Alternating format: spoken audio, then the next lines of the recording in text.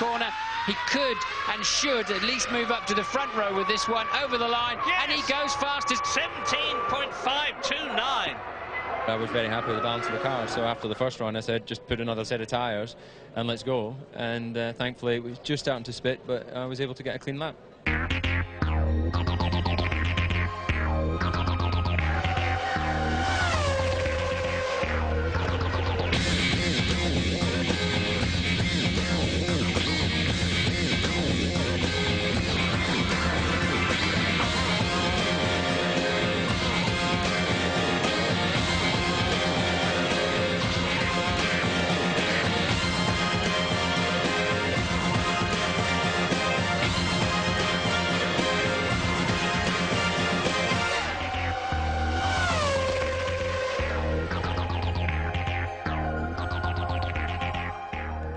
It's race day at the legendary Nürburgring in the Eifel Mountains of Western Germany. You get all sorts of weather around here. It's a cool 10 degrees. It is threatening to rain for the European Grand Prix. Hello there, welcome to the ITV trackside studio. A brilliant vista we have here at the Nürburgring as well. David Coulthard still hurting after that plane crash, but he's stuck his McLaren on pole for the first time in 2 years. And how appropriate that alongside Tony Jardine in the studio, we're joined by Norbert Howard, Mercedes Motorsport Director. Norbert, welcome. High hopes for David this afternoon? Yes, for sure. I mean, he did a fantastic job. He did not only do a good race in Barcelona, he really handled it very well today and yesterday's practice. And I think even if the circumstances would have been right, let's say that the whole hour could be used for the qualifying, I think he would have had a very good chance to stay on pole. The 1:17.5 he did is a remarkable achievement, I have to say. Do you detect a new, a more determined David Coulthard, particularly after the plane crash? I'm not so sure. I think he was just underestimated, not by me, because I knew what the guy is capable to do, and he is a great race driver. He learned a lot, and we're working together in the 5th year right now, and he improved his performance continuously, and I think he even will be better in the future. And let's say he's going to have a couple of race wins, then that would be the major breakthrough, and I think he can do it. OK, Tony, let's have a check back at that qualifying hour, almost a half hour, really, where it all happened before the rain came here yesterday. And, I mean, Michael Schumacher and Coulthard, there was a real battle going on. Hakkinen was involved as well, but it was all a question of finding that sweet spot in the hour, wasn't it? There was a sense of urgency to it, and none more than David Coulthard, as we're watching here, and his timing was impeccable. But I just think that because he'd had the accident in the morning, he'd run off on the track there, done some damage, that made him not make any changes to the car. He was quite happy with the car. For once he left it, and off he went. And then out went Schumacher as well, who went about half a second quicker at the time. Well, we thought already there's a ding-dong battle going on. Schumacher wanting to perform at home, of course, he hadn't done that last year. Mika Häkkinen's not been that happy with his car all weekend. He's never actually been on pole at the European Grand Prix, but we thought he'd done it first inside 1:18, wasn't he? Yeah, I mean, the reliability factor, as he says, and Norbert knows, has been working very, very hard on things. A great qualifying driver anyway, a brilliant driver in Häkkinen. But here he had some problems with the brakes in the morning. He did say afterwards, my car is not the same as David's. I'm not 100% happy. He's not normally like that. And down in 3rd place on the grid. Nonetheless, I expect to see fireworks from him in the race. And then, almost within seconds of each other in that session, David Coulthard got his pole position and Michael Schumacher was just fractionally behind him. Yeah, and I think, well, David Coulthard, of course, when he was saying here, he actually purposely kept off the curbs. He said, perhaps I lost a few tenths of a second here. He went round, and this is great because I unlike Norbert, I think he is a bit stronger. I think he is a bit ruder. He is ignoring a lot of the interviews. He is more determined than ever. Right after this, Michael Schumacher went out, and he couldn't better lap. And again, this thing that we see every now and again, despite Schumacher's brilliance, he makes the odd mistake. He made 2 mistakes down at the Dunlop curve twice, where he outbraked himself. And he's using this development engine, which they're now going to use in the race, which Jean Todt said originally they weren't going to use. So we'll see what happens with that engine. OK, Michael Schumacher, the quickest in warm-up this morning. Right, let's hear from some of the drivers, shall we? Starting with a rather downbeat world champion. My car just wasn't right. It just was not performing as it should have performed. And I was not able to maximize or to get the best lap time. Well, feeling comfortable. Second position is a very good start base for the race, and we have to get right the start, the strategy for the race, and the rest will happen. I feel good. No one's won from pole this year, but I hope I can be the first. So the grid, Tony. Yeah, well, I mean, this is the first pole for Coulthard since '98 in Canada. Schumacher not that happy, but he says get the strategy right from the front row of the grid. Hakkinen, as we know, not 100% happy. Barrichello 23 points behind. Will he now have to kowtow behind Michael Schumacher? Ralph, a great job there, and competition for Norbert and BMW and a few of the workers here. Truly, second here last year, heading for the podium, he hopes. Fisichella lost a wheel this morning, very embarrassing. Irvine quite close to his best. He was 6th at San Marino. Not bad for Jaguar there. Villeneuve affected by the traffic, so was Frentzen and the rain, having that last dash towards the end of the qualifying session. And Button, well, he was affected. He crashed. He missed one whole session. Sir Frank Williams said we expected more pressure on Button there. De La Rosa equaling his best from Australia. Verstappen, engine change. Wirtz, Pat Simmons, technical director, is in charge of his car, making no difference. Deniz, Herbert confused from the morning until the afternoon. He doesn't know why he didn't go quicker. Problems for him there in Jaguar.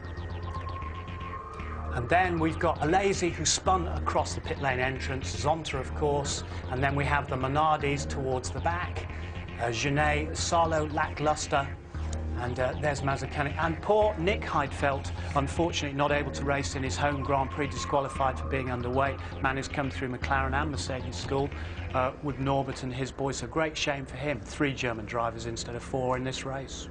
That's tough for Heidfeld, isn't it, Norbert? But all of a sudden there are loads of German drivers in Formula One.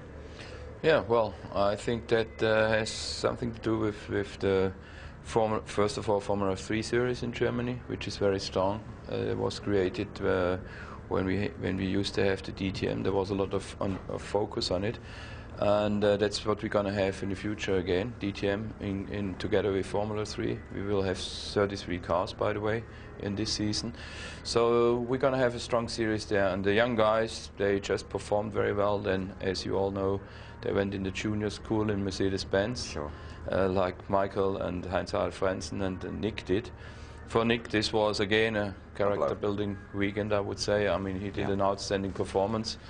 It was very long time, 6th, 7th, and then at the end I think he was 11th or 12th or whatever. Like that, when he's... And then, well, got disqualified because of underweight, and I think it was just a kilo or so.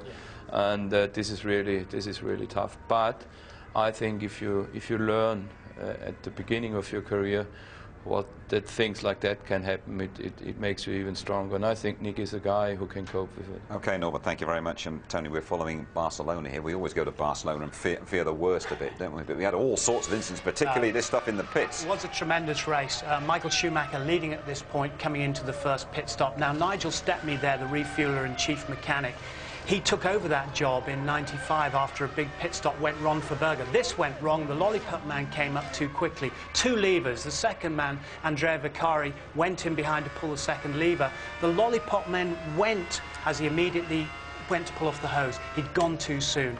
Stepney had broken his ankle, but the equipment had been damaged when it was wrenched off. So Vicari takes over, second pit stop.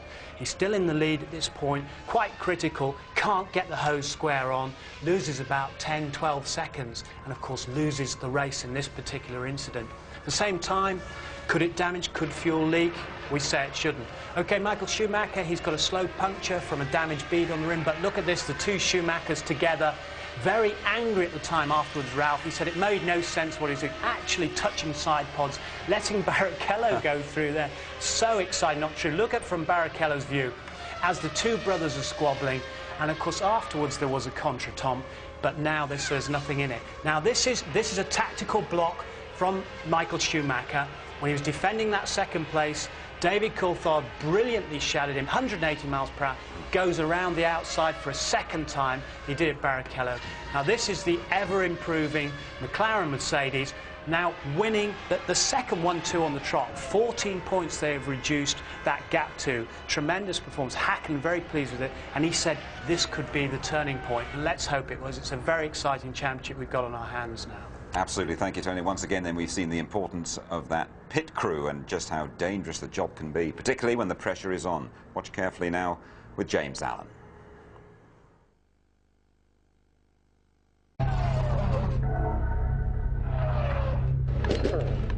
Formula One drivers are used to pressure, but more and more the pit crews are finding that they decide the result of a race. For the mechanics, a pit stop is exciting, difficult, and very, very risky. It takes just 3 or 4 seconds to change the wheels. The really time-consuming bit is putting the fuel in, whether it be a 6-second splash and dash or 11 seconds width, which is enough for half the race. Now, the man who controls the pit stop is the lollipop man. He has to look out, make sure all the wheels are back on the car, and most importantly, the refueler is off before he's happy to let the car go. Sometimes it all goes horribly wrong, as in Spain 2 weeks ago. Schumacher in, leading the race. This pit stop is going to be absolutely crucial. In goes the hose, down goes the lollipop. New wheels and tyres on. Lollipop off, and oh, the hose was still in. The lollipop man thinks he sees the refueler pull off. He releases Schumacher. Too late, he realises his mistake, and the refueler breaks his ankle. So let's take you down to the pit lane and show you why it's such a risky business. As you can see, there are 2 of us doing this because it's so heavy, about 30 or 40 kilos when there's fuel in it. You put it on, I've not even got it lined up when it's stationary. Push down the black handle, there's a flow meter here, number of seconds going in of fuel. When you're happy, enough fuel in, you pull this handle back, get hold of this one and pull it away. Easy enough when it's stationary, but much more difficult when it's moving. And more difficult still when you're wearing cumbersome fireproof gear, helmets and breathing apparatus.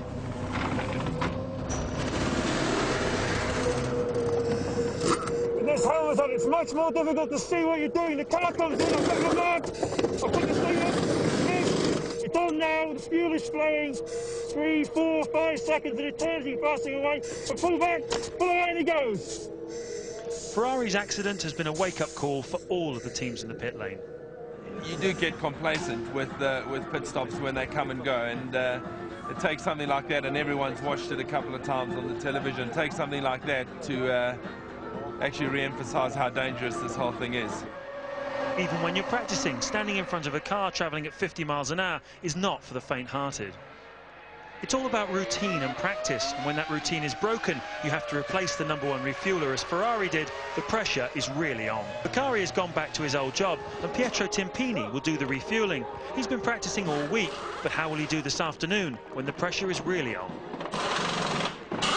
I mean, if we had a weakness, it's that we hadn't practiced enough before we had the problem with Barcelona. We have a backup crew for everything, but we've been probably a little bit stretched at the beginning of the season, and we hadn't done enough practice, so we exposed ourselves when Nigel was hurt.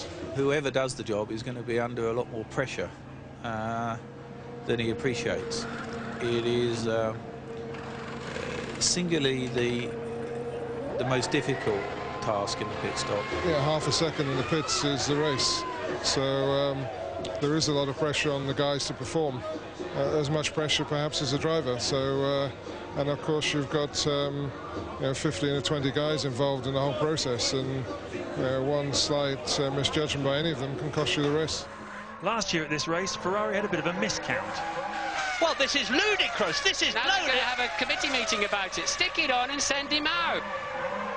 While at Silverstone last year, a troublesome wheel nut lost Hakkinen a certain win and 10 points. But with overtaking on the track so difficult now, places are often changing in the pit lane.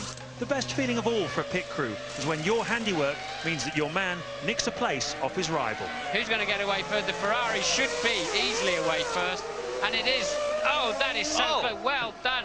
Amazing stop there from the McLaren boys. Watch out for more of the same here this afternoon.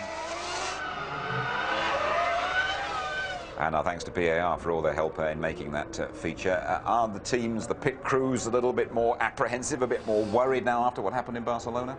Well, you certainly have to know that it is dangerous, and you know, this is everything has to work together in the right, precise moment. Otherwise, it's dangerous. But our guys practice a lot, but you never know. I mean, there is a certain risk, definitely, but we just hope that that we can handle it. And I think our guys did a great job this year. And the last example was fantastic. I think that's how it should be. Okay, thanks, Norbert. You'd have heard the cars out half an hour ago to the start of the European Grand Prix. Let's just sample a lap, shall we, of the Nürburgring in Western Germany. We are around about 50 miles or so from Cologne, 3 miles each lap. That first corner so tricky. Remember Deniz flipping over last year. Here's Martin Brundle. It's Rubens Barrichello at the wheel of the Ferrari. Thanks, Martin. Okay then, Norbert, you know this place very well indeed. We can't work it out. We don't know what the heck's going on with the weather here. What do you think is going to happen this afternoon? Well, I think nobody knows. You know, you can know this place as long as you like. You cannot predict the weather at the Nürburgring. In a moment it's dry, but I'm sure there are going to be some surprises this afternoon. And even if you are born here, you know, the Eiffel keeps surprising you, definitely. Yeah. We've had a forecast. It says storms and high winds. How do you react to that? It's normal. Yeah. No, but wait and see. I mean, it depends. You need a little bit of luck. You need to be at the right place at the right time. And I think we are quite strong. And I have to say, McLaren. You're on a roll at the moment, aren't you? Yeah, they are, absolutely. And they're doing a great job. You know, everybody thought we are under pressure, but this is a great team. And no matter what happens today, we're going to be strong during the course of the season. I do not know whether we can be world champion again, but we certainly are going for it. And, well, we are quite relaxed on it. Thanks very much indeed for joining us today, Norbert. Okay. We appreciate it. Thanks. Thank you. Okay, then, well, there it is. Bit of rain for you, Norbert, before you go away. You can see it is all around here at the Nürburgring, and it rained about 3/4 of an hour ago pretty hard, and it looks as though we are into more of the same. Well, just looking back at last year's European Grand Prix, the form book was thrown right out of the window. The weather has always played a part. A British winner emerged from 14th on the grid. Yes, nice one, Frentzen.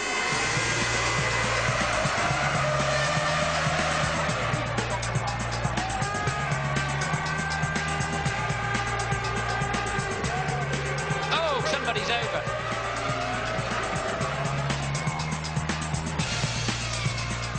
He's a lucky bunny. Umbrellas up. Here comes the rain.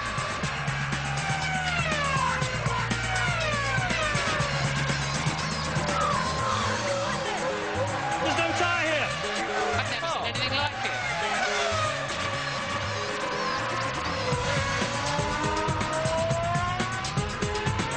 Frentzen stops on turn 3 and Eddie Jordan is gutted. Oh no, Coulthard off the road. David Coulthard has gone off. Wow, my God, this is unbelievable.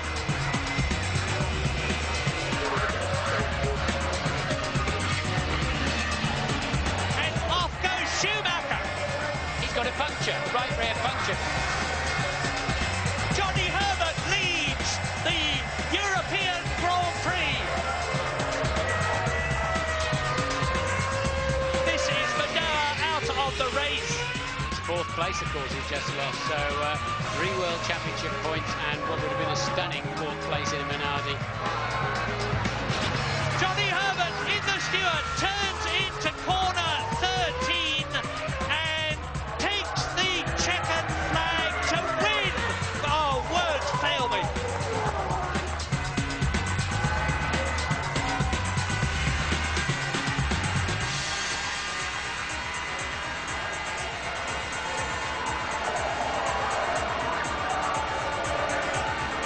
Well, for Stewart, Reed Jaguar, and the big cat has whimpered so far in Formula One. We'll be asking why. There's a revealing interview as well with the '97 world champion, Jacques Villeneuve.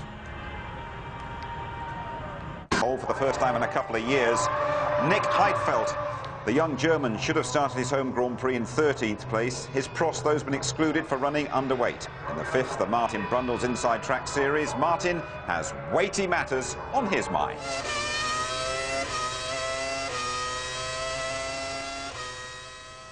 This week we're talking about weight. Now, Article 4 of the regulation says the total car must weigh more than 600 kilograms, so that's easy then. Actually, in true Formula One style, it's not at all easy, because that weight must include the drivers. Of course, when the car comes in for qualifying, the driver is sitting in the car and it's easy to weigh. But after the race, for example, the driver is long gone. So the FIA must know the weight of all the drivers, and the teams must check, especially for qualifying, where they're very, very close to the limit, the weight of their driver each day. The minimum weight limit was originally to make sure the cars were sturdy enough, but that's now been superseded by crash tests to make sure that the driver is safe. So now it's an equalisation process. The lighter drivers are 60 kilos, the heaviest are 85, and those heavier drivers would be penalised by up to a second per lap. But the teams are smart. They now build the cars up to 80 kilos underweight and then use ballast, moving it around the car, lowering the centre of gravity and tuning it. You'd be amazed what a difference just 5 kilos moved from the front to the rear makes to the handling.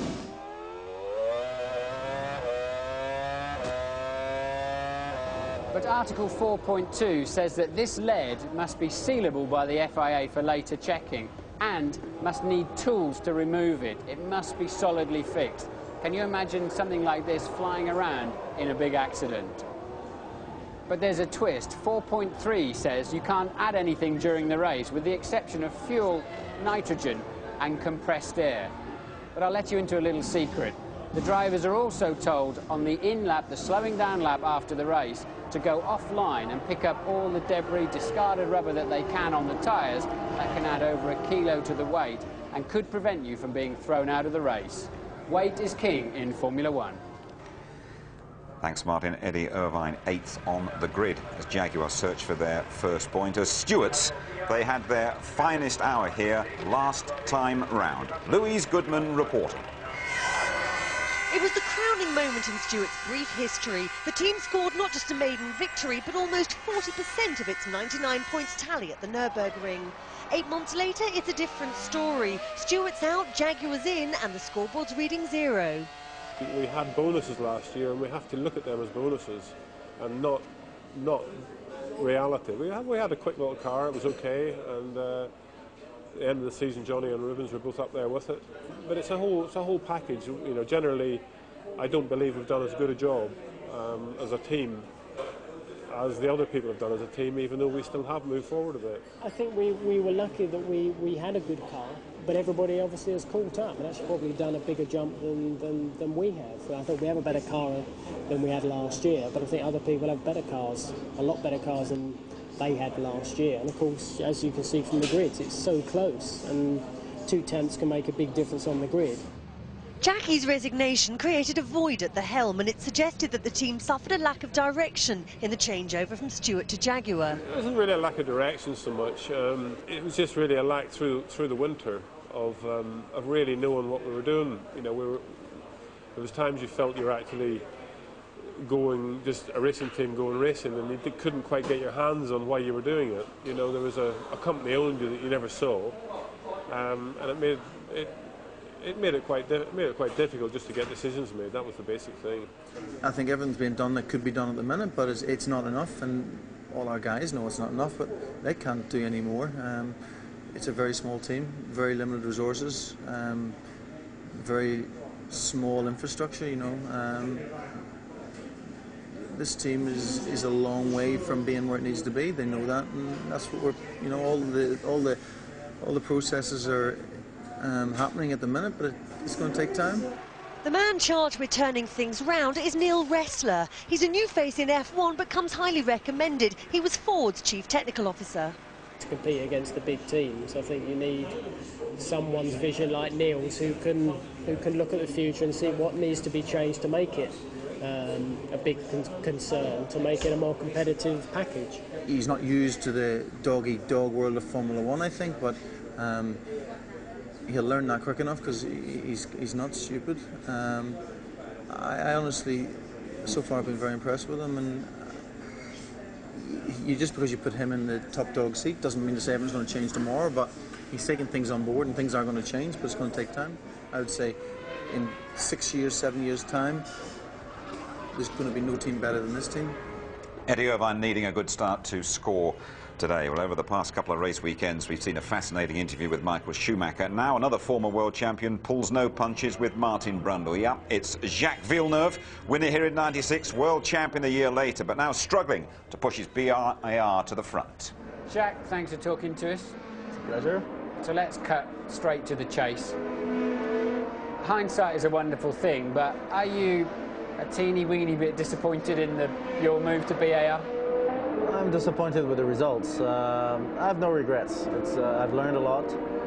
It's been a great experience. It's been a hard experience, but I think I've improved as a driver, so it's going to be useful in the future. So no, I've no bad feelings. Of course, there were some promises that were made before I joined the team that weren't kept because, well, results or the car was supposed to be a lot more performant than it was last year, but the starting point was a lot lower than it was supposed to be. So that's the annoying bit. But at least it's been improving.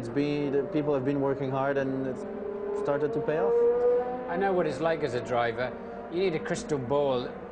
You're looking at a team. You're trying to work out how competitive it will be in months' time, or even a few years' time. What criteria do you look for? You want to believe that you can win. You want to believe that, first of all, that the team is behind you, and that your life within the team will be easy. That's very important. Then, of course, there's all the media aspect, how much work you'll have to do for the team outside of the car, and how much you'll get paid, I guess. That's all part of everything you look at. It's fine. You have to decide you want to be driving and winning every race and drive for free, or do something in between, or the best thing is to be in the best team and be paid the most. But I guess Michael got that when he went to Ferrari, but it took them a long time to get there. And now they have a winning car, so it's the same thing we want to do here, you know, take time to build it. But rumour has it you are a fundamental part of this team. You have a different relationship with this team than a driver normally has. Well, I'm very close to Craig, of course. So that has an effect. And the other thing is the team was started from scratch on a blank sheet of paper. So in a way built around me. So that's got some kind of big involvement, and that was also very important to my decision in coming here. What about the future? How and when will you decide? And can you really walk away from a Works Honda deal? The Honda element in the team is very important, and that would make it more difficult to leave the team, definitely, to have worked with them only for 1 year without having seen yet all the good things they can do. So it would be very, very, very difficult, but at the same time you have to look at what's best for you.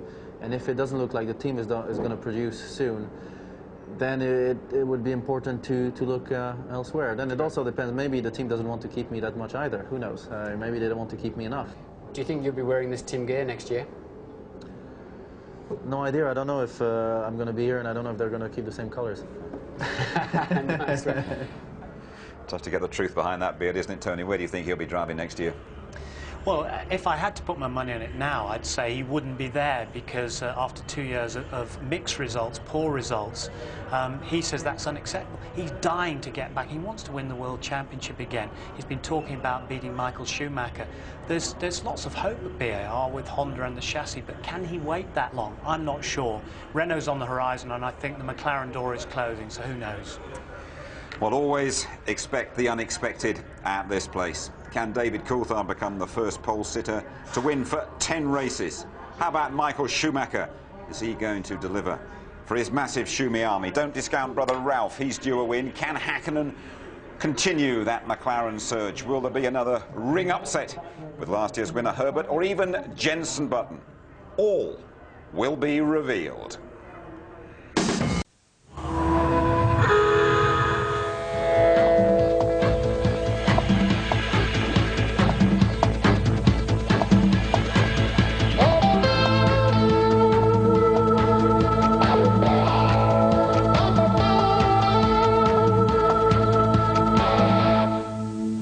It's the European Grand Prix at Germany's Nürburgring. Whatever you do, don't miss the start and the 180-mile-an-hour dash to the first corner, the Castrol S. Rain and high winds are forecast within 20 minutes. Excitement guaranteed. Let's join Martin Brundle and Murray Walker. Thank you, Jim. Well, you can see this wonderful Eiffel Mountains countryside spread out there.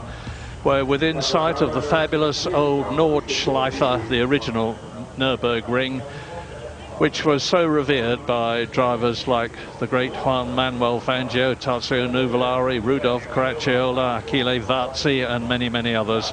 And now there's one of their German successors, Michael Schumacher's brother, Ralf. There's Michael himself.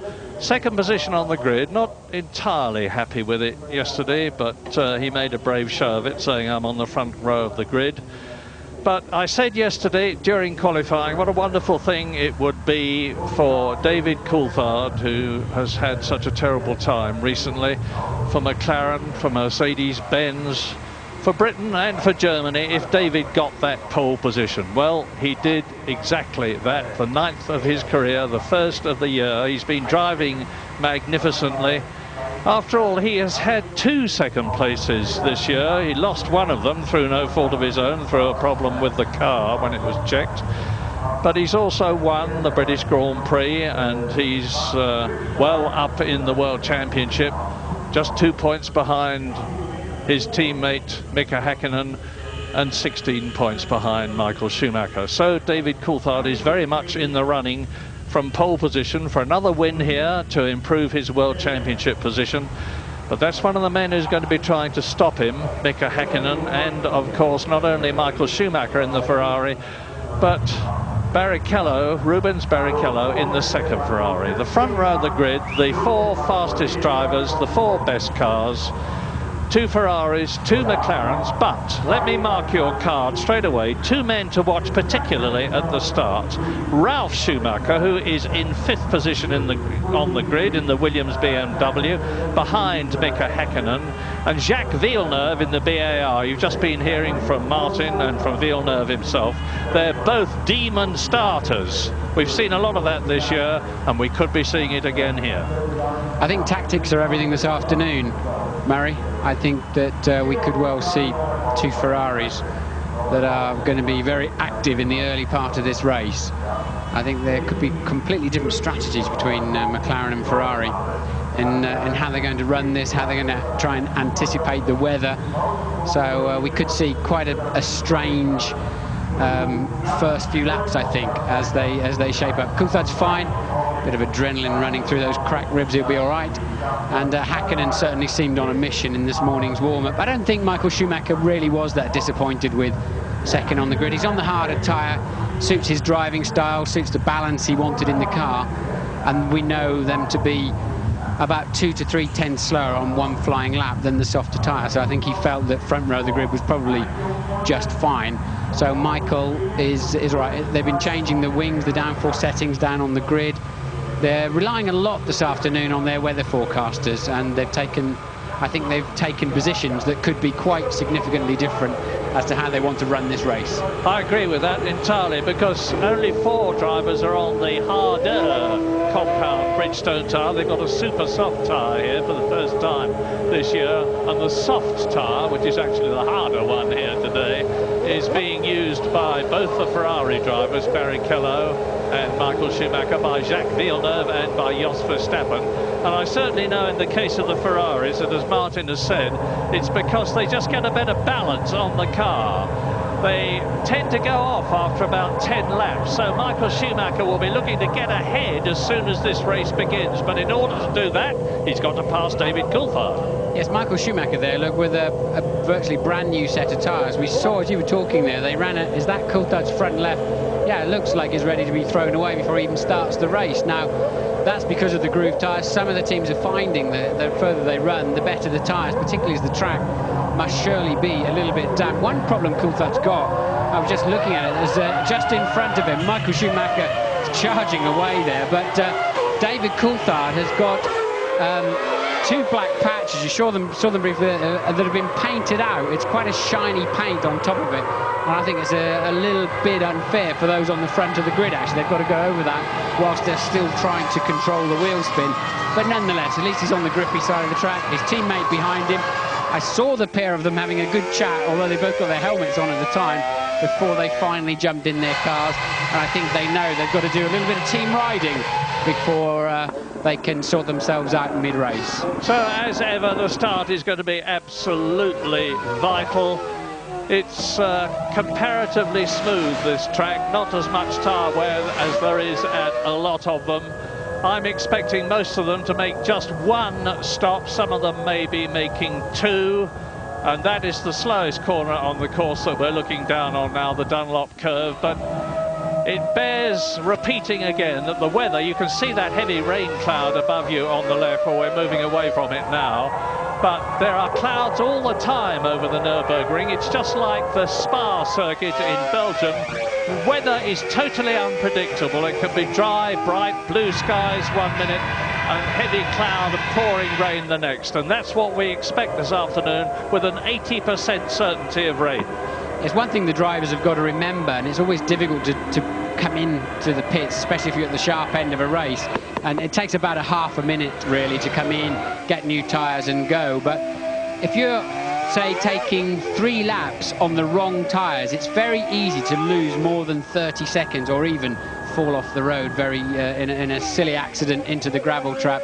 So you really have to have the strength of mind to say, right, I'm going to go in. I know I should be on different tyres. Even if I'm going to use them for 5 or 7 laps, it's better to use them than lose that extra time. But the other situation is, when you're doing, I don't know, trolling along at 150 miles an hour, the little sprinkling of rain that's out there at the moment, we feel, walking around, is streaming off of your visor, and it's very difficult to judge just how much rain is coming down until there's standing water.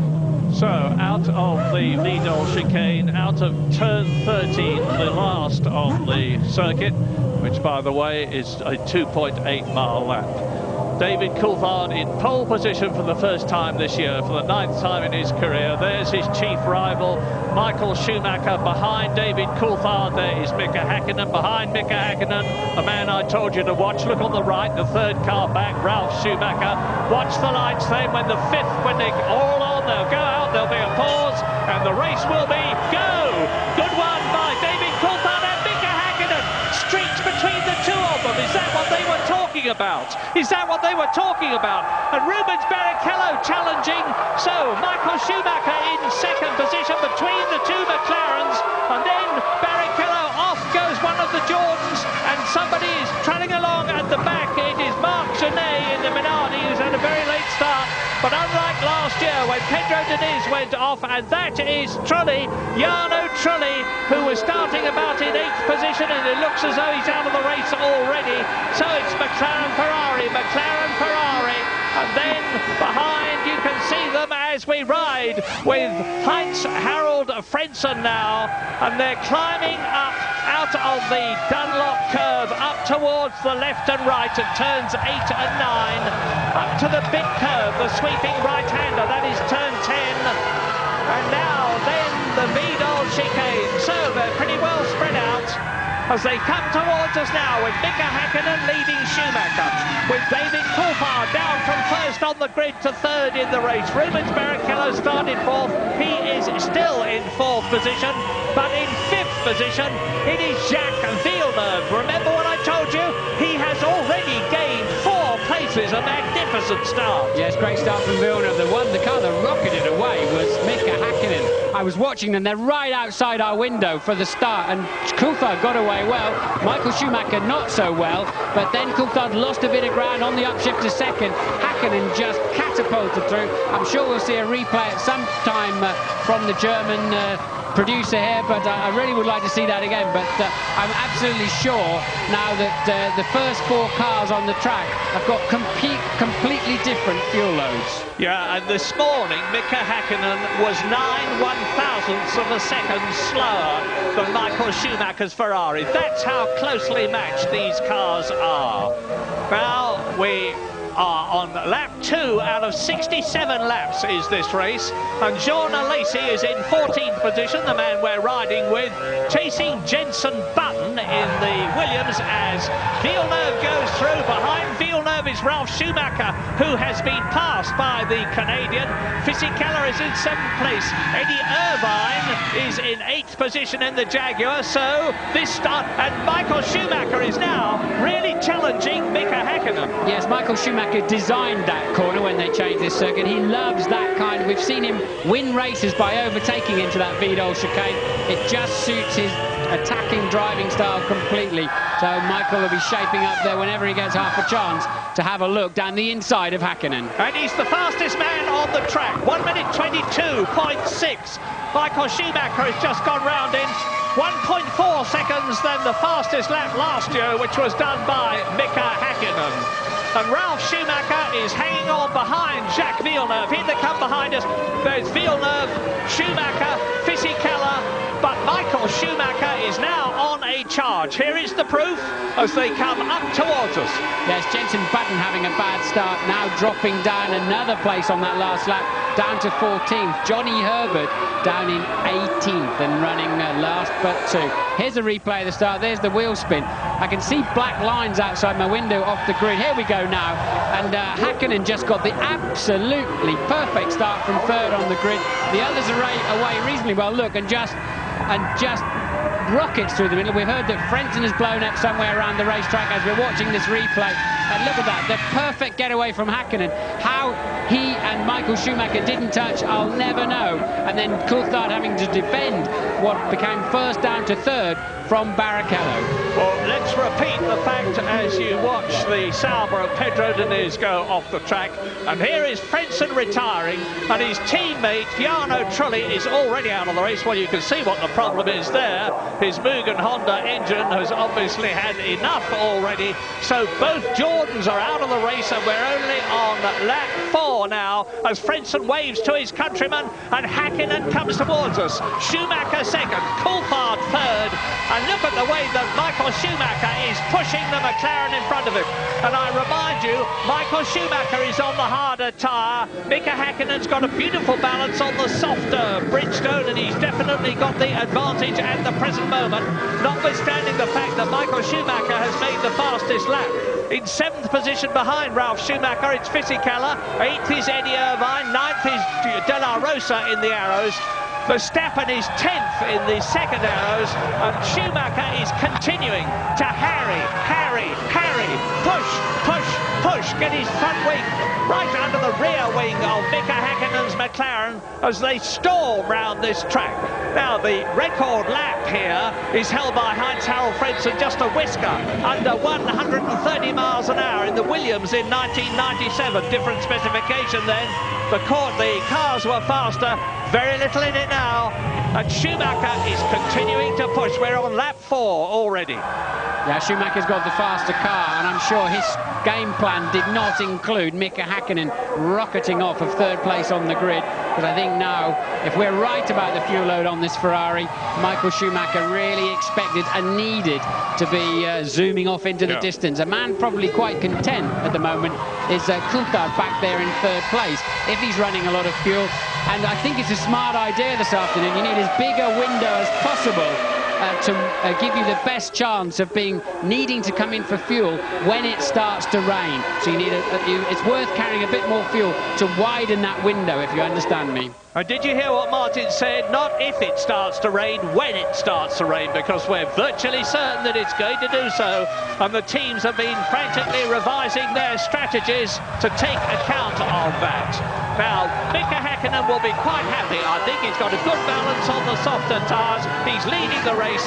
He can take his line wherever he likes. And Schumacher's got to make him make a mistake before he can get past.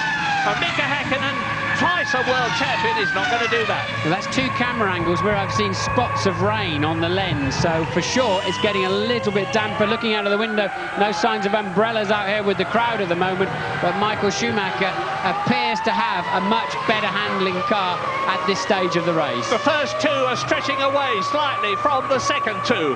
Hakkinen leads Schumacher, there they are, and David Coulthard is 2 seconds behind them with Rubens Barrichello tucked under his wing.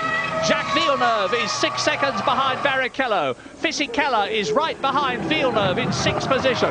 Ralf Schumacher is 11 seconds behind the leader in 7th place in the Williams. Then it's De La Rosa. And hello, what's happening here? Off goes the Sauber again. And this time, again, it is Pedro Diniz. He does not like this circuit. It treated him very badly at the start last year. He's been off twice already. But after last year, he's a very lucky man to be alive. And we've got news from Louise Goodman. Yeah, I'm standing here with Jarno Trulli. Jarno, we saw your teammate go out with an engine failure. What happened to you? I'm really disappointed because I had a very good start. I was trying to overtake Ralph on the straight, and suddenly I had a hit from the back, and probably physically I lost the control of the car and just didn't lift off, and it just hit me on the back, so the car was damaged and I had to retire. It's a shame because I had a good start, and I can't believe that we did that. Difficult day for the team, bad luck, Jarno. Well, Jarno Trulli was 6th on the grid, Fisichella was 7th on the grid. There have been quite a lot of complaints yesterday in practicing about people holding other people up, but very, very bad luck for Jarno Trulli as the leaders come through and go into their 7th lap. And now Michael Schumacher is pushing again. He's just had the fastest first sector of all this afternoon. This circuit, like all of them, is split up into 3 sectors.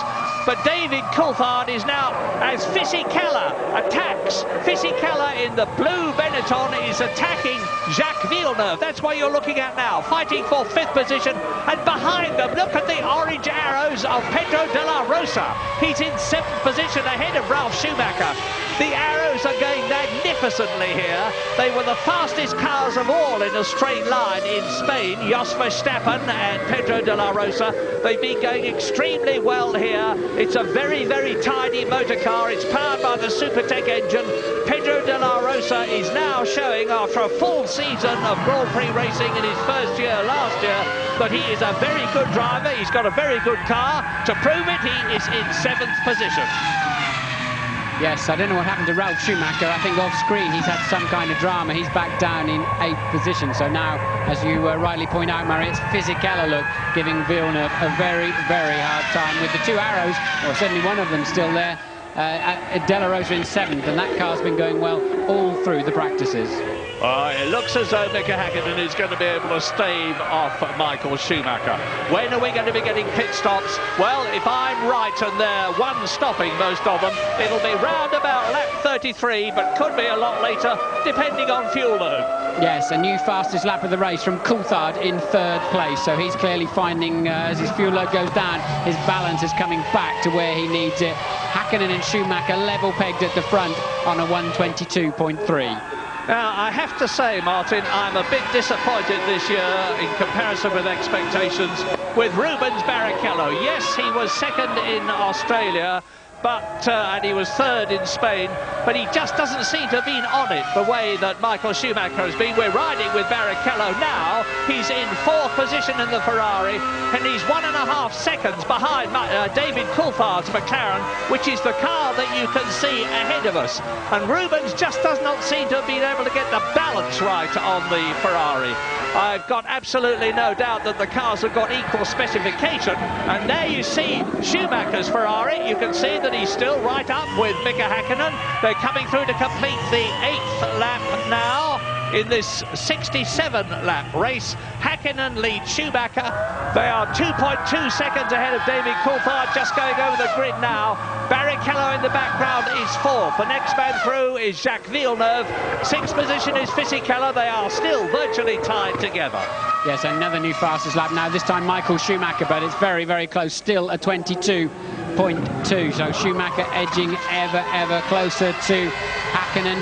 and really there's not much though. The first four, 22.2, 22.2, 22.4, 22.3, and then they're well over a second a lap quicker than the rest of the field. Now, it's my belief, as I said earlier on, that these harder tyres start marginally to deteriorate in terms of performance, not in terms of construction, after about 10 laps. Well, Schumacher is still in that second place. We're on lap 9 now, and those softer tyres of Mika Häkkinen are going to start coming in as Schumacher has a look nearly to confound me, but Mika Häkkinen knows he's there. He can see that scarlet blob in his right and left mirrors as the McLaren twists and turns round this Nürburgring.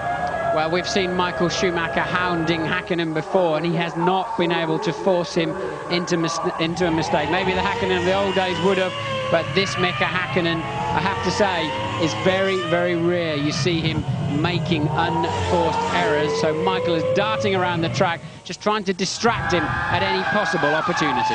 133 Grand Prix behind Mika Häkkinen. He's got a lot of experience with Lotus originally. Here is Coulthard third, Barrichello fourth, and Sauber are readying their wheels and tyres for a stop. Now, is it going to be for Mika Salo, who is in 15th position, or Pedro Diniz, who is 19th? And look at De La Rosa in the orange arrows. De La Rosa right up behind Jacques Villeneuve. De La Rosa is 7th, Jacques Villeneuve is 6th, and Fisichella has moved up into 5th position in the Benetton. It's fast and furious behind the two batches of two which are leading this European Grand Prix. Häkkinen, Schumacher is the first batch of two. Coulthard, Barrichello is the second, and then Fisichella, Villeneuve, De La Rosa together. Yes, I saw Coulthard make a mistake in the first sector of this lap, but there's definitely more rain coming down at the moment. And Barrichello right up the gearbox. He's not in view, but Barrichello, you're watching Häkkinen and Schumacher. Just behind that is Coulthard, just ahead of the sister Ferrari of Michael Schumacher. Rain right behind him, so definitely more rain coming down. And I'm looking to see if Barrichello made any kind of move on Coulthard for third and fourth place. Now, we had a Formula 3000 race yesterday, absolute mayhem. When the rain came down, this place turned into a skating rink. The asphalt is smooth, and these tyres have got minimal grip when it gets wet, and you've got to have a feather touch on the throttle. 800 horsepower behind each of these drivers, and they're absolutely on the ragged edge of sticking on the circuit when it's dry, never mind when it's wet. And you saw confirmation of what Martin said. Barrichello is right up with Coulthard. And the Ferrari is definitely working better in these tricky conditions. Both Ferrari drivers able to put, and this is how Fisichella took Villeneuve. Villeneuve couldn't find traction out of the Vidal into the Coca-Cola, the last turn. Fisichella, neat, tidy, smooth, decisive, right up the inside. And as we know now, De La Rosa then starts applying pressure to Villeneuve. James, what can you tell us? Well, Martin, of course, Michael Schumacher is on the hard of the two tyres, and we saw last year that as the rain falls and you get more and more standing water, they perform much worse than the super soft tyres which Mika Häkkinen has on. So at the moment he's doing well, but as more rain falls, and I can tell you it's falling more and more steadily now. Tremendous atmosphere here. James, Michael's got a real run on Häkkinen. Häkkinen's going to have to defend his line, otherwise Schumacher's going to outbrake him. Well, you made that too easy there, Mika. You had to defend that. 400 metres, 400 metres earlier. Too easy for Michael Schumacher. No good having a look now. Well spotted, Martin. Beautiful, beautiful drive by Michael Schumacher, who has to make... Häkkinen gives way. The Ferrari mechanics wave in delight. So now it is Ferrari, McLaren, McLaren, Ferrari, and that yellow and red flag is to indicate that the circuit is getting wet. They'll know that. They'll see these raindrops coming towards them and bouncing on their visors. And now, remember, Michael Schumacher is the absolute rain master of Formula One. One of the greatest drives I've ever seen as we see this replay of Michael Schumacher diving up the inside of Mika Häkkinen, who has to stay out. Tuck in behind the Ferrari as they come into the chicane. And that is where Michael Schumacher brilliantly passed Jean Alesi's Ferrari years ago when Schumacher was with Benetton to win the European Grand Prix, because Schumacher has won this race twice already, 94 and 95. So you'll see the red and yellow stripe flags waving, normally referred to as the oil flags, but actually it's the slippery track flag. And Michael Schumacher, he may have slightly harder compound tyres on, but he is excellent in this kind of situation, second guessing how much grip there's going to be in a corner before you arrive. And now when they're passing over some sections of the track, now this is Barrichello behind Coulthard. Does he have a go up the inside into turn one? This is a replay, but I don't know the outcome. I'm assuming Coulthard on the better line into the corner. No, Barrichello's gone through. Where's Coulthard? We're not showing Barrichello in third place on the computer at the moment. He'll have to go through the next section, so maybe it's Ferrari 1 and 3, McLaren 2 and 4 now. Well, let's have a look. It is, because Barrichello has passed David Coulthard, and that is a confirmation of the fact that in these weather conditions, the Ferraris have got the better handling.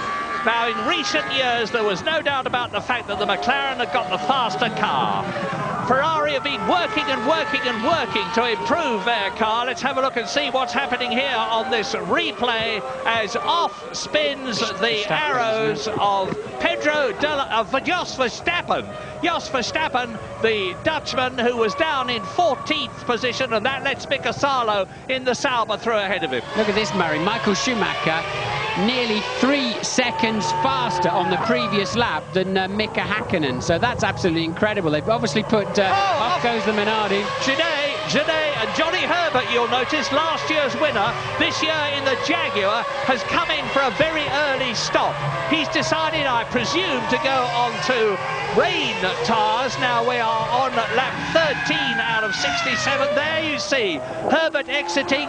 It doesn't look to me as though he is on rain tyres. It's very difficult to tell when the wheels are rotating as quickly as they are. But just look at the lead already that Michael Schumacher, having passed Mika Hakkinen, has built up over the McLaren driver.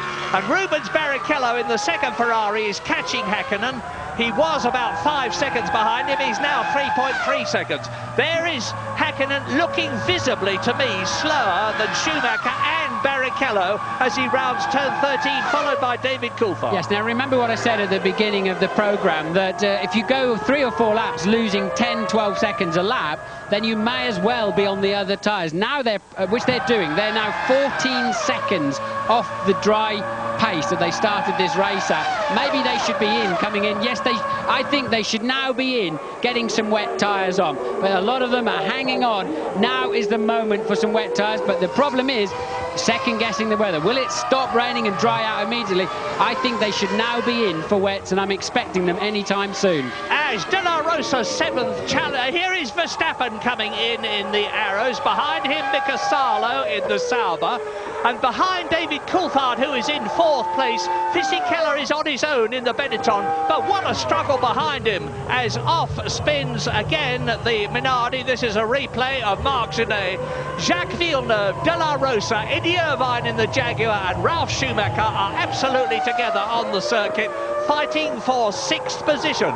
There's 6th, 7th, 8th and 9th, but 4 car lengths covers them. As Genet, who has spun off and lost his front wing, you see, comes in for a new nose cone and wing assembly.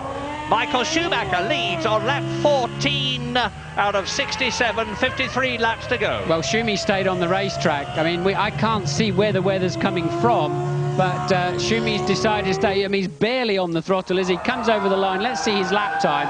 It's a 41. That's 19 seconds slower.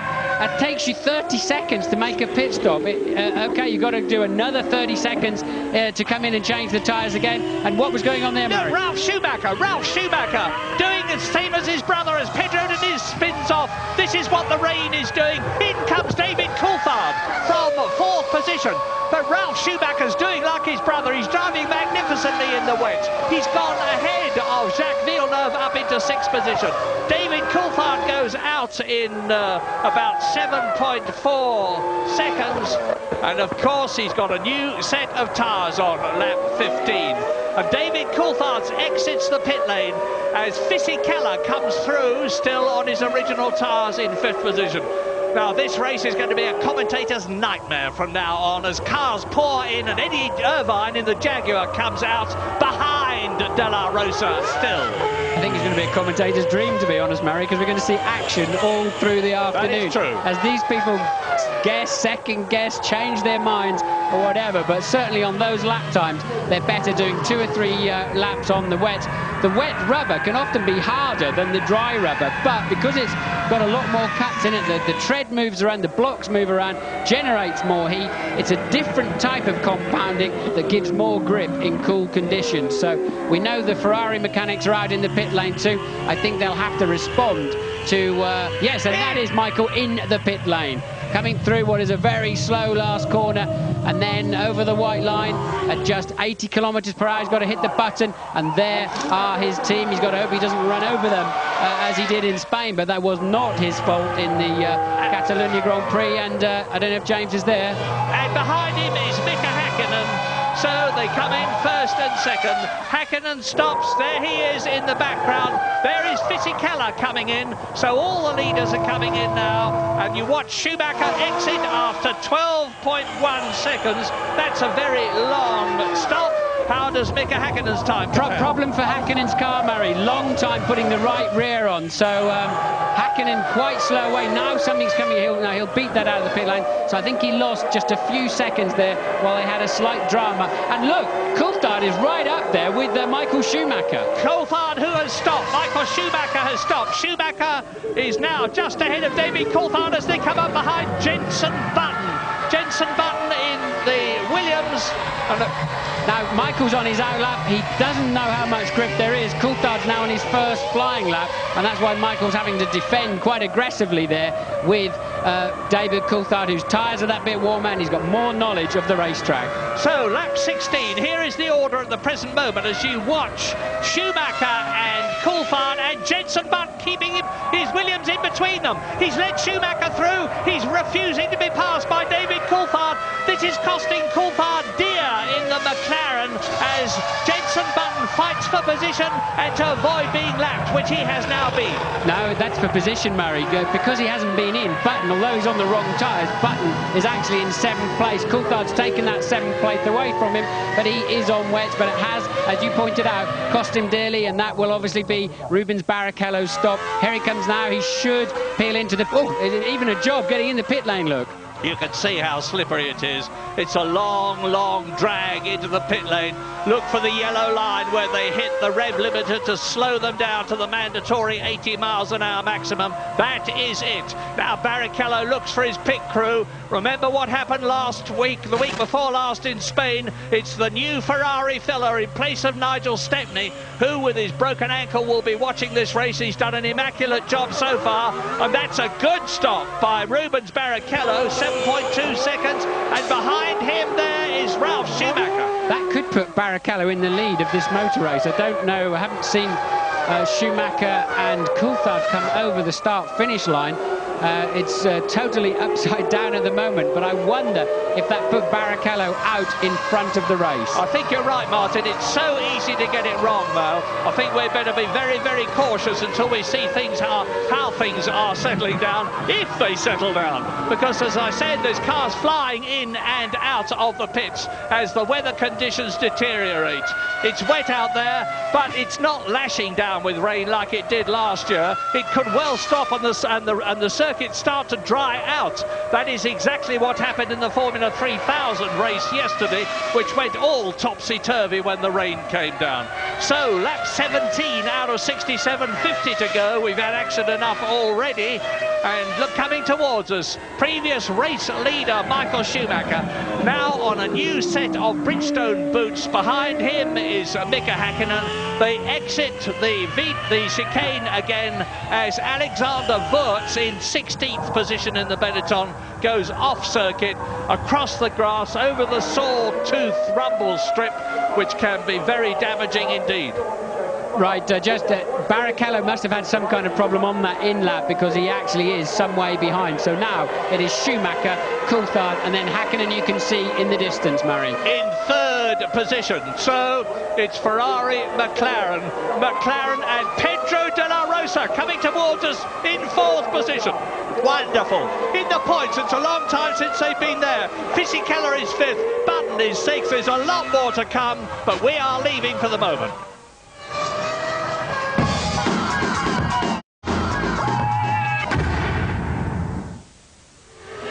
Lap 19 out of 67. What a motor race this is, as Michael Schumacher in the Ferrari leads David Coulthard by 7 seconds. But Mika Häkkinen, the second McLaren, is catching Coulthard.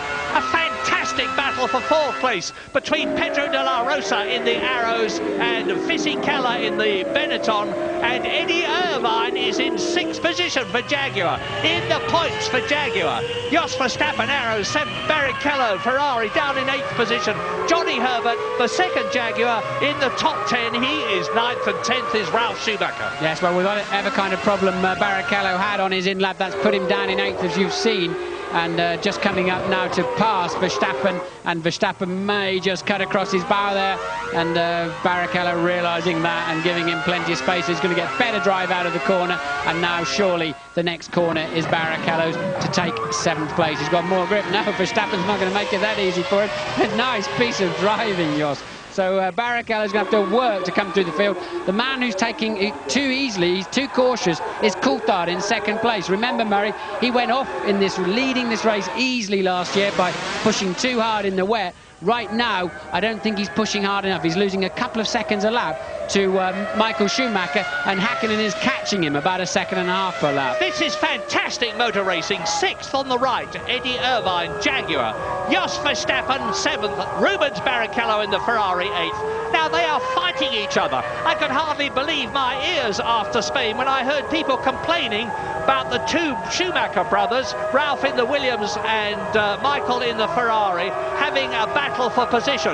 It was great motor racing, and that's exactly what we're seeing here. Absolutely on the limit. As David Coulthard is being caught, as Martin's told you, by Mika Häkkinen. James Allen, what's the news? Sensational atmosphere down here in the pit lane today, Murray. Just looking at the pit stops, Coulthard stopped for 7.4 seconds. That's not a lot of fuel to go on board, but I think he had quite a bit at the start. Now Schumacher stopped for 12 seconds. That's enough fuel for 35 laps, but he had very little fuel at the start, so they're roughly on the same sort of fuel load at the moment. Häkkinen's problem was getting the wheel nut back onto the right rear tyre. It's cost him dear, about 4 seconds. But on a day like today, with such strange and changeable conditions, it might not be the end of the world for him. But obviously, Ferrari and McLaren both think it's going to rain now for quite a long time, at least the next half an hour or 40 minutes. This race is far from over, and we definitely will have more pit stops. And Häkkinen goes through, passes David Coulthard. Häkkinen's been lapping 2 seconds a lap faster than his teammate. He's got the bit between his teeth now. He's going for it. He's back into second position. David Coulthard there, the pole position man, goes down to third position.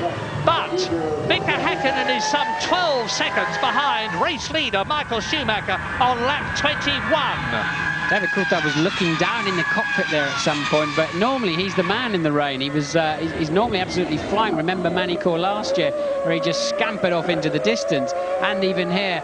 And look, Coulthard, I think he knows that his teammate was much faster than him, gave him plenty of space to pass him going up into turn 7. So Coulthard may be carrying some kind of problem. Normally he is faster than that on a wet track. Yeah, I remember that David Coulthard has actually got 3 broken ribs. He's recovering from them. He's a lot better than he was in Spain. But the fact is that he's got 3 broken ribs, and it's a tremendously demanding situation physically that it's in now, as the Ferrari of Michael Schumacher scythes its way through the field. He is now up behind Pedro Diniz, who is 18th. He's lapped Mazzacane. In fact, he's passed Pedro Diniz. Yes, I think Coulthard lost 5 seconds on the last lap, Maris. I think his problem is more than a few spare ribs in there that are not doing their job. So Coulthard carrying some kind of drama in the car. James, what can you tell us about David? Well, what I can tell you is that the last time by, David came quite close to the pit wall. Adrian Newey the chief designer, came off the pit wall and looked down, leant out over the side, took a very close look. I think it was at the front wing of the McLaren to see if there was any damage. I saw him tap Dave Ryan, who runs... Oh! sorry, James, that was Schumacher getting it sideways. Carry on. I saw him, this is amazing, isn't it, Murray? I saw him tap Dave Ryan, who runs Coulthard's race effort, on the shoulder and say, it's okay, Coulthard's car is okay. Well, it may be okay, but it's not quick enough to hold that second position. We're on lap 23 now. Now, this is going to be a replay of Rubens Barrichello coming up behind Pedro de la Rosa and Eddie Irvine to try and gain track position. I've said so far, it's Verstappen, actually, I apologise. I said that Barrichello has been the disappointment of this race for me so far because he is down in 7th position. Well, he's moved up a place there, and the race order is Schumacher leading Häkkinen. As you see, Barrichello diving through inside Verstappen's arrows. Now, the arrows are in 8th position and 5th position. De La Rosa is in the top 6. And the top 6 are Michael Schumacher, 12.7 seconds, Mika Häkkinen, 4.8 seconds, David Coulthard, 9.3 seconds, Fisichella 4th, 1.3 seconds, 6.5 seconds, Rubens Barrichello, and then Eddie Irvine is still there, and Johnny Herbert is still in the top 10 for Jaguar. Now, Johnny Herbert is fighting to maintain his place in the Jaguar team next year. He really wants a good result. Well, of course, he always wants one. And last year, he got one here because he won the race in appalling conditions. Look at the track, look at the distance between Schumacher that you've seen go through, and here is Mika Häkkinen. Comparative lap times, well, Häkkinen is lapping nearly 2 seconds faster at the present moment than Schumacher. This lap's about the same, though, and remember, Michael had to pass the car on the previous lap, and he got well out of shape, as we saw for ourselves. So I think at the end of this lap, we'll see Michael has done a 30.4, and Mika a 30.5, so the gap remains around 12.9 seconds. Well, interestingly, in terms of the Constructors' contest, which Ferrari lead McLaren by 7 points, both the Ferrari and the McLaren teams are on 10 points. That's a replay of Michael Schumacher going into the chicane and nearly, but not, losing it. Michael Schumacher is on a potential 10 World Championship points, and that would increase his lead over Mika Häkkinen. We're going for a break.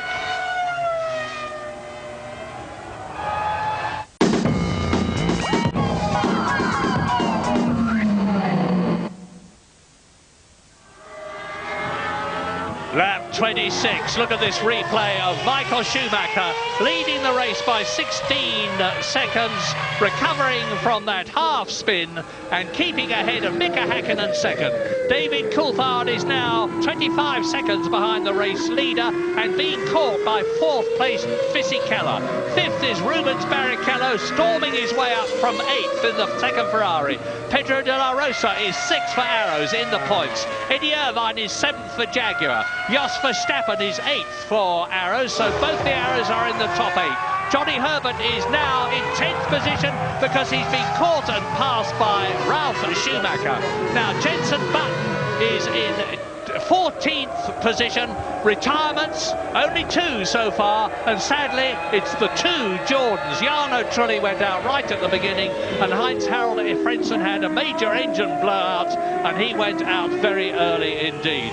So Michael Schumacher, the reign master of Formula One, the man who's shown us time and time again what a genius he is in the wet, like the Spanish Grand Prix at Barcelona, like the Monaco Grand Prix, is now in a secure first position and lapping faster than the man you're looking at, the twice world champion Mika Häkkinen. Yes, the McLarens are off the pace in the wet conditions, no doubt about it. The man to watch is Barrichello, who's scything his way back up the field, was 8th, is now 5th, catching Fisichella ahead of him at 1.3 seconds a lap, and the pair of them are catching David Coulthard, who is just 8 seconds behind Mika Häkkinen. So the 2 McLarens have got to find some kind of pace in these tricky conditions if they want to keep anything near to these podium positions at the end of the day.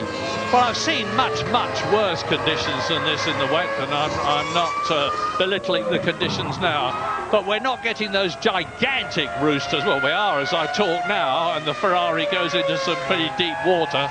But it's raining steadily. It is not lashing down.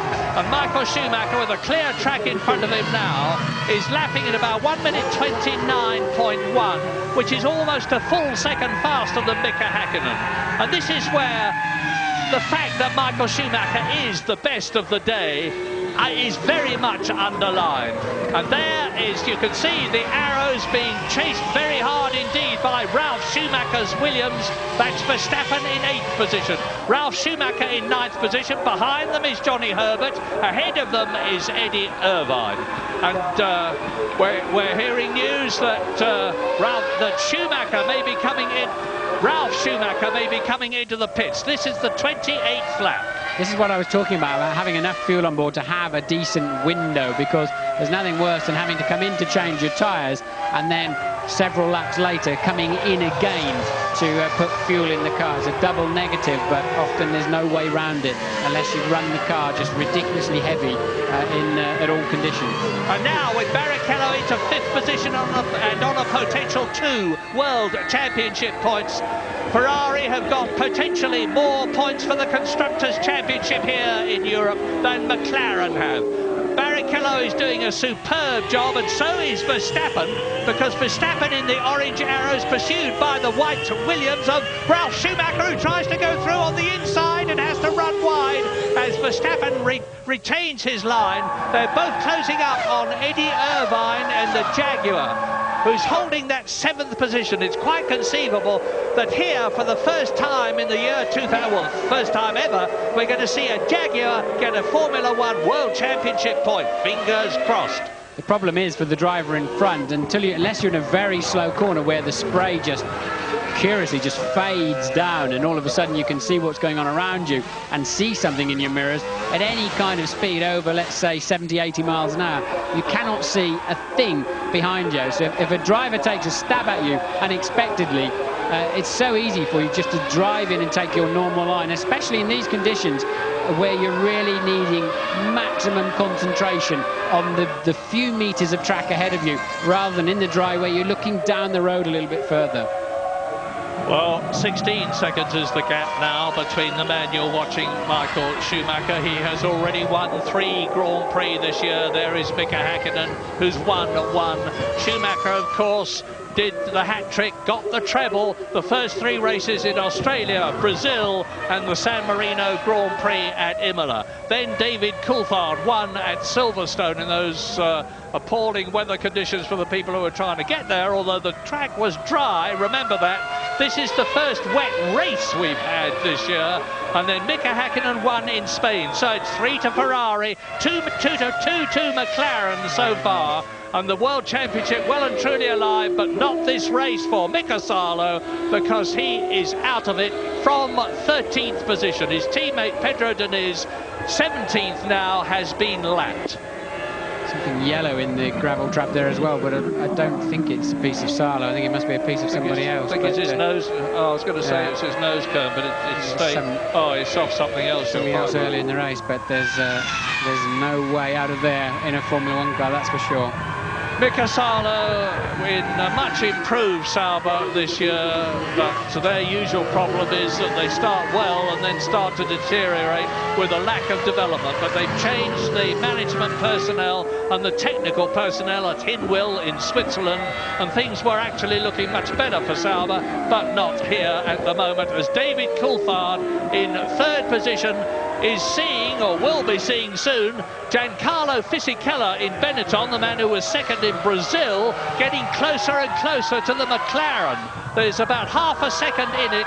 That yellow car is Mazzacane, who has been lapped. Coming towards us now, there is Fisichella, and behind him Rubens Barrichello. Now Barrichello, I remind you, has come up from 8th to 7th. From 7th to 6th, from 6th to 5th, and that's where he is now, and he's having a go at Giancarlo Fisichella's Benetton to move up into 4th position and get himself another World Championship point if he can stay there. Rubens Barrichello, of course, is no slouch in the wet. Remember how well he did at Monaco as Eddie Irvine battles battles with Jos Verstappen's arrows, and off they go. And that's Irvine and Schumacher. Ralf Schumacher out of the race. Ralf Schumacher out of the race as he was hit. Now, he's quite calmly going on, having lost the wing at the back of the Williams. He's going to go on and go back to the Williams pit, and Eddie Irvine is out of the race as a result of that coming together. Yes, they both lost the rear wing, but it's not like going in for a new front wing, 18, 19 seconds and a few bolts. The rear wing is fixed much more rigidly and in a more complicated way to the car, and effectively, and this is how it all started, look, with Verstappen defending his line, Irvine having to get out of it. They just touched, look, Irvine spinning, Ralf almost really just an innocent bystander and just clips the rear wing as he spins around, and you can see then Johnny Herbert slicing through. So Ralf there, he probably should have seen this one coming a little bit more, but Eddie getting in deep. Verstappen, we've seen that this afternoon, he just simply will not yield to anybody, and Ralf spinning off in sympathy and losing his rear wing. And that contact, as we see later on, made the rear wing of the Jaguar of Irvine also fall off. And it means that Johnny Herbert has moved up 2 places. He's only... Oh, and that is Jos Verstappen. No right front wheel. That's a big crash he's had. When we see a replay of that, I suspect it's coming down to the VDOL. That may mean a safety car. And it could be into safety car scenario here. It's going to be very tough for Michael Schumacher if that is the case, and I believe it will be, because they will have to drag that car off the circuit with one wheel missing as Verstappen runs in. It will mean that the hard-won 17-second lead that Michael Schumacher currently has over Hakkinen. Let's have a look and see what happens on the replay here as Eddie Irvine loses the rear wing-less Jaguar. No downforce, of course, so there would be no grip at the back. It just spins out and into the gravel track. Eddie would not have known his rear wing had gone missing as he went into that corner. He'd have been more surprised than anybody when that happened. We just got no signs of any safety car, so maybe they're happy to recover that car under waved yellows. And with marshals on the track, you get waved yellows, so the drivers know there are not just machines or slow machines around or damaged cars, there are actually people around too. But at the moment, they're covering it under the waved yellows. And a waved blue flag is being given to Ricardo Zonta in the BAR in 12th position.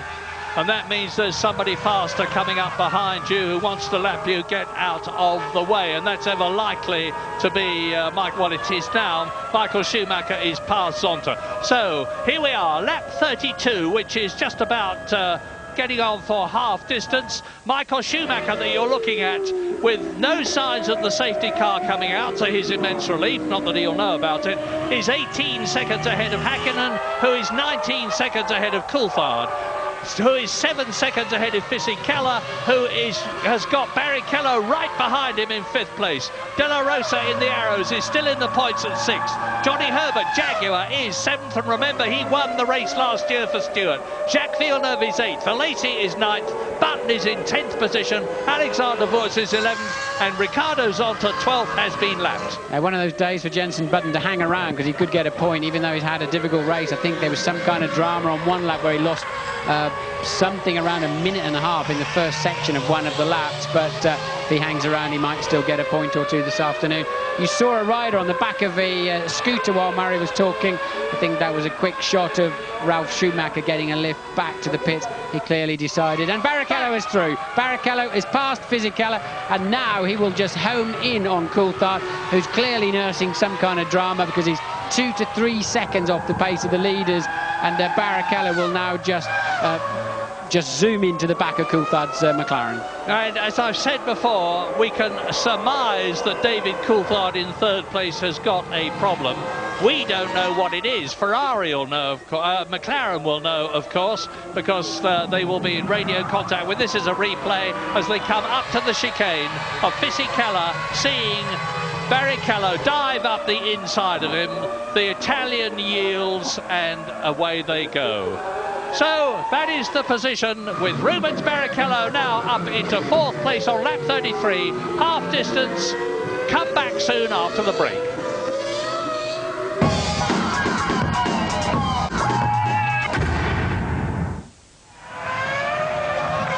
Lap 35, Michael Schumacher is the leader, and here is the Ferrari pit crew waiting to get the Ferrari in.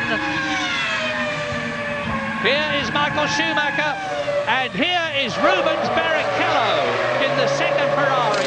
Into his pit, off comes the wet tyres, on go another set. The fuel filler is doing his job to perfection after Nigel Stepney was hurt last week. And now here we are again as Michael Schumacher comes into the pit lane. Michael Schumacher into the pit lane for his second stop. Now he's 18 seconds ahead of Hakkinen, and James Allen is waiting for him. Yeah, it's a good decision by Ross Brawn. It's absolutely chucking it down now. There's no chance of this track drying out before the end of the race. This is the fuel to take Schumacher through to the end of the race. Nice, calm, relaxed pit stop by the Ferrari team. I think they feel they've got the day one here, but there is, of course, still some way to go in this motor race. Anything can happen. And I can tell you that Mika Hakkinen has now gone through into the lead. There he is, you see. There is the McLaren of Mika Hakkinen. Now look at the pit lane and wait for Michael Schumacher coming out at a steady 80 kilometres an hour, which is what he has to do as we wait to see whether David Coulthard comes through. No, that was Ricardo Zonta in the background in the VAR, and he is well down in 12th position. Has Coulthard too far behind. What I'm finding slightly curious is that Rubens Barrichello only stopped for 7 seconds, and there's a half distance to go. Now you use significantly less fuel in the wet, maybe up to 7 or 8% less, but even so, I'm still surprised that Barrichello wasn't stationary longer. And Louise is in the pits with Eddie Irvine, but not quite yet. Well, let's have a look and see what's happening with Mika Hakkinen in the McLaren. He's not as good in the wet as Michael Schumacher is, which is not to say that he is not good. But it's Michael Schumacher all the way at the present moment, looking good. But if I say that, he will hit a problem. He's easing away from Ricardo Zonta, who he has already passed, as we go back now to David Coulthard in third position. But he's about 40 seconds behind Michael Schumacher, or was before the German came in for his second pit stop. So Schumacher has stopped twice. He's the only one of the top men who's stopped twice, apart from Rubens Barrichello. So both the Ferraris have stopped and are going through to the end of the race without a further planned stop. Strange as it may seem, your biggest enemy on an afternoon like this is not the drivers in the other cars. It's those white painted lines that delineate either side of the racetrack. Put a wheel on those as you go into or leave a corner, and you'll be facing the wrong way sooner than you dare imagine. Well, now it's up to Michael Schumacher to really go for it, because Hakkinen is leading the race by about 20 seconds as a result of the fact that Schumacher has stopped a second time and that Hakkinen, has not. We don't know what the respective fuel loads at the start of the race were for Schumacher's Ferrari and Hakkinen's McLaren. All that matter for David Coulthard's McLaren that we're looking at now. But Fisichella is in fourth position behind David Coulthard in your picture at the present moment. Pedro Della Rosa is fifth. Rubens Barrichello, as a result of his stop, is down to sixth position, but is again catching the arrows very rapidly indeed. Johnny Herbert hovering just outside the points in the Jaguar. It would be poetic justice if Herbert is the first man to score a World Championship point for Jaguar, as he was the first, indeed the only man, to score a World Championship win for the Stewart team, which has metamorphosised itself into Jaguar. Jacques Villeneuve is 8th. Jenson Button is now in the top 10 and 9th position. Alexander Woods is in 10th position. There are 15 drivers still left out of the 21 who started, because remember, Nick Heidfeld, the German in his home country, driving for Prost, was not able to start because his car was found to be 2 kilos underweight at the end of qualifying, an absolutely unintentional mistake. And we're now on lap 38. Now, David Coulthard is lapping marginally quicker at the present moment than Mika Hakkinen, his teammate, but Hakkinen is some 10 seconds ahead. I don't know what's happening with Michael Schumacher. He didn't pass the car on the last lap. He's still got Zonta behind him. That's the resultant damage of Verstappen Verstappen's accident, we still haven't seen a replay as to how he managed to bin his car quite in that fashion. But as you say, Coulthard actually faster than Schumacher too at the moment. So since Michael changed to this set of tyres, he hasn't really had a blistering pace yet. No, it's strange, but when you change tyres, it can dramatically affect your performance. As I've said before, tyres are now the only handmade thing in the sense of humans construct them on a motor car, and they are laboriously built up ply by an operative, and as a result of that you can get marginal differences from one set of tyres to another, and marginal differences in the tyre can make more than marginal differences to the performance of the car on the track. Yes, and of course we know Michael took on 11.8 seconds worth of fuel to see him to the end of the race, but nonetheless it's not enough to justify this kind of lap time difference, although of course the extra mass in the car to turn it, accelerate it and slow it down in the wet conditions, it does have a more dramatic effect than in dry conditions. But sometimes, strangely enough, it can also settle the car down and make it handle and go better. Well, the conventional wisdom is that you need about 20-25 seconds lead to get into your garage, having slowed down, take on a new set of tyres and wheels and get out again, still in the lead. And that's about what Mika Häkkinen has got now. Have McLaren got some fiendish master plan up their sleeves, which is going to enable Mika Häkkinen to win 2 races in succession? But the twice world champion last year and the year before, he's 25 seconds ahead on the previous lap. He's coming up to complete his 39th lap now, enter his 40th lap. And I remind you, 25 seconds to the nearest 1/10 was the lead he had over Michael Schumacher. Is that increasing or not as he closes up on Alexander Wurz in 10th position to lap the Benetton? So Häkkinen leads, Schumacher second, Coulthard third, Fisichella in the Benetton catching David Coulthard just as Mika Häkkinen is catching his teammate, Fisichella's teammate, Wurz, and Michael Schumacher has still, there he goes, over the line now, and the gap has increased. Mika Häkkinen is pulling away on his lighter fuel load from Michael Schumacher at about 1.5 seconds a lap. And he's got very nearly now the window that he needs to get in, change tyres and wheels and get out still in the lead. That's the Williams pit crew all ready to receive either Jenson Button or just checking whether, no, Ralf Schumacher is out of the race as a result of that coming together with Eddie Irvine. In fact, here are the retirements in the order of retirement as you watch 4th place Fisichella at his pit stop. Jarno Trulli and Heinz-Harald Frentzen both out very early. Now the arrows goes through of Pedro de la Rosa to take 4th position. Salo is out, Schumacher Ralf is out, Verstappen is out, Eddie Irvine is out. There is Fisichella joining the pits. Pedro de la Rosa has gone through. There he is in 4th position.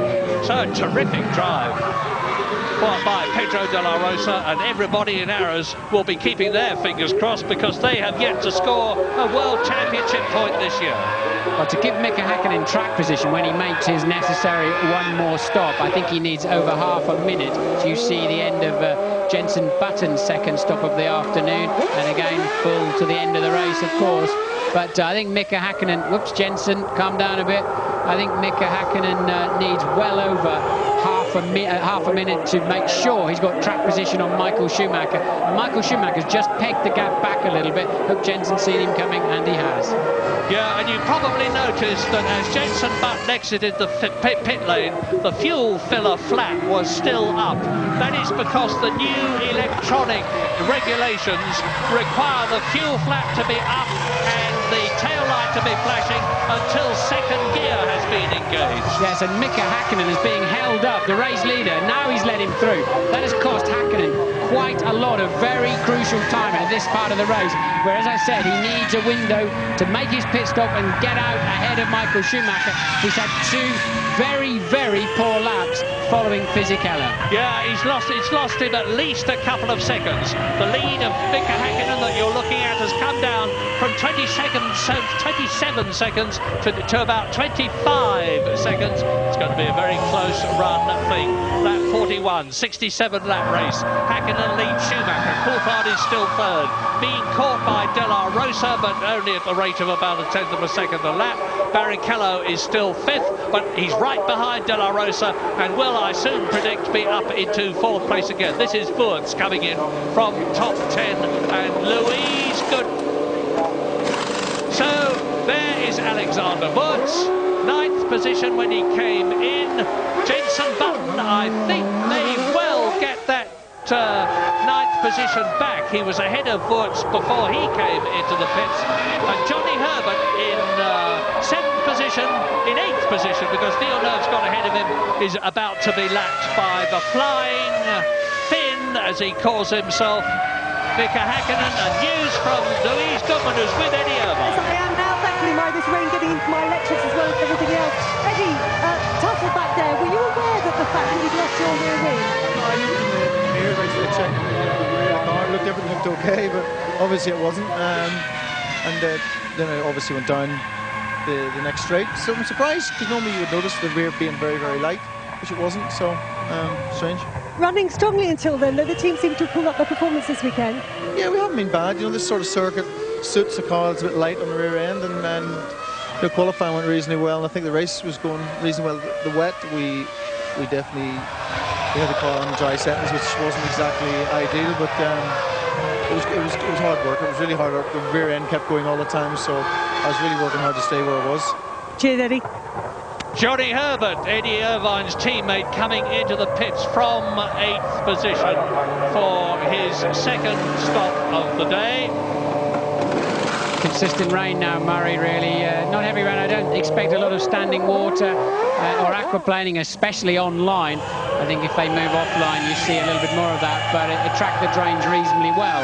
So it's just a question of staying in those wheel tracks. The cars, they lose about 5-6 miles an hour down the straights, as we see a Lacey coming up the inside of Wurz, and that is actually for position, called 10th position. They're a lap down between them.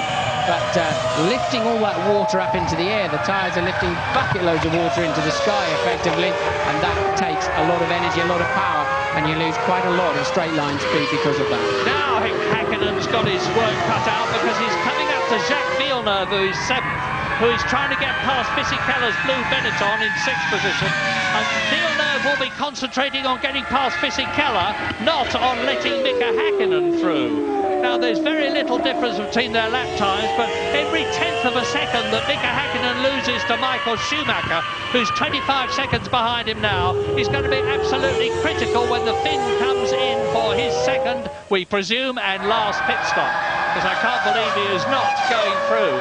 We're on lap 43 now out of 67. So, Fisichella there, 6th position. Villeneuve, 7th. Mika Häkkinen leading the race, but he's got to get past these two, because he's being held up. Doesn't look much, but he is being held up as Villeneuve goes for Fisichella and throws up an enormous amount of spray in Mika Häkkinen's face, obscuring the Finn's visibility. Now, it's 25 seconds between Häkkinen and Villeneuve, or was when this lap started. I predict it's going to be a lot less than that at the end of this lap, because Schumacher is lapping in about 1 minute 30.9. Villeneuve is lapping in 1 minute 33.8. Yes, McLaren's decision to start the cars fat with fuel looks very smart at the moment, but this is the stage of the race where Häkkinen needs to be capitalising on that, while the Ferraris effectively right now have a higher fuel load, as the McLaren one is running down, and he's gone for the inside. Villeneuve's seen him, an ex-world champion himself, of course, Villeneuve, and smart enough to know what's going on around him. Coulthard massively off the pace. I don't know how he's keeping 3rd place. I think McLaren should get him in the pits, maybe change his tyre pressures or something, give him a bit more pressure if he's aquaplaning or whatever, if he is struggling on any standing water. Although there doesn't, as I said, there doesn't appear to be much to me, but Coulthard struggling for lap time. He really should come in and have another set of tyres. And I was so wrong about Pedro de la Rosa replay of Häkkinen lapping Villeneuve. Now, I was so wrong about De La Rosa and Barrichello. I said Barrichello would rapidly regain the 4th place he had got by passing De La Rosa after the pit stops. He's not done so. De La Rosa from Spain in the Arrows is holding 4th position. And then he's not only that, but he's catching David Coulthard at the rate of about 1.5 seconds a lap. He's 27 seconds behind him at the present moment, and Rubens Barrichello is not closing the gap as Häkkinen goes through and passes and laps Fisichella. So Häkkinen, there's only 5 people on the same lap now, and that is lap 45. Häkkinen, Schumacher, and the gap is down to 22 seconds. It's bad news for Mika Häkkinen. The gap is down for 22 seconds, and so as a result of being held up, Häkkinen has lost nearly 3 seconds. Coulthard is 3rd, De La Rosa is 4th, Barrichello is in 5th position, and those are the only 5 on this lap. Yes, he's lost 3 seconds, but that's like a net 6 or 7, because I think at this stage of the race, you would expect him, he was, until he called that traffic, pulling away. Now that's clearly the McLaren mechanics in the pit lane. I'd be surprised if they're going to bring Mika in unless he just has to have fuel. Otherwise, they'd let him use that clear air. Does he come in the pit lane? Yes, he does. It is for Mika Häkkinen. So unfortunately for him, he clears the traffic just as he has to come in for fuel. He's clearly got not enough fuel to go any further. So James is waiting for him. Colossal frustration down here in the McLaren garage. They really are upset. That traffic has really messed up their race effort. But to be honest, he was going to need about 40 seconds anyway to get it back out ahead. Looking at what happened with Michael when he made his stop and how much time Häkkinen made up on him. So it's not a bad stop so far. That's the fuel to the end of the race. Slow getaway, trying to find his gear. Schumacher through, James. I'm sorry. Schumacher has passed Mika Häkkinen in the pit lane. Here is Michael Schumacher regaining the lead. There on the left is Mika Häkkinen back again into 2nd position. So that held-up period really did cost Mika Häkkinen a lot of time. Well, it's a new adventure now for Häkkinen. How do these tyres feel now? A little bit of extra fuel, but we know both cars must have identical fuel levels, give or take a kilo or 2, to get to the end of the motor race, as Coulthard comes in too from a distant 3rd place. So Coulthard in for his 2nd stop, and I expect now Michael Schumacher to pull away another second or 2 in these first 2 laps before then we see which one of them, if Häkkinen can close that gap down. A decent stop there from Coulthard. That was critical. Can he get back out ahead of De La Rosa and Barrichello? Well, here's De La Rosa and Barrichello. Here they come out on the right. There is David Coulthard on the left, and De La Rosa goes through, and Barrichello goes through. So David Coulthard has lost 2 places. He's gone down from 3rd to 5th. Magnificent Pedro De La Rosa in the orange arrows. Here he is coming towards us. He's up into a podium position. Well, he's got a World Championship point in the past. Last year he got one, but the possibility of him finishing on the podium in 3rd position is a really exciting one, something that Formula One really needs. Yes, we didn't see De La Rosa stop, to my knowledge, and I don't know how long or exactly when he stopped in this race. So he is the only one of the front runners that's had 1 pit stop, which is entirely feasible, but we'll try and look into which lap De La Rosa stopped on. Yeah, I was expecting when this race began, you're looking at Barrichello now, and Barrichello is in 4th position. I was expecting when this race began for most of them to stop once. In fact, it's just the opposite. They've stopped twice. Yes, once for fuel and once for tyres, really, but we think De La Rosa stopped about lap 15, so I'm reasonably certain he will have to stop again. And there's Coulthard now down to 5th place, and the slow lap times in the middle section of the race has cost him a podium place for sure. Well, David Coulthard could regain 1 place if Pedro De La Rosa comes in, which seems likely. I don't see that David Coulthard could gain 2 places and finish on the podium. It's looking more and more as though it's going to be a Ferrari victory with a Ferrari 3rd place. Michael Schumacher winning the race, Rubens Barrichello being in 3rd place, sandwiching Mika Häkkinen, which would help enormously Michael Schumacher's lead over Häkkinen in the Drivers' Championship and Ferrari's lead over McLaren in the Constructors' Championship. But there are still 20 laps to go. The leaders are on their 47th lap now as the Ferrari goes through. So we've got a bit of a lull in this terrific race, so leave us and rejoin us later.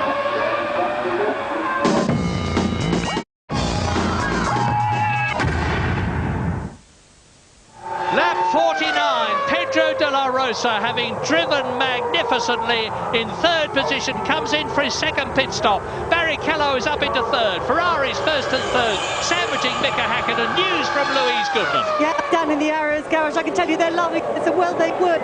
De la Rosa running a very strong fourth.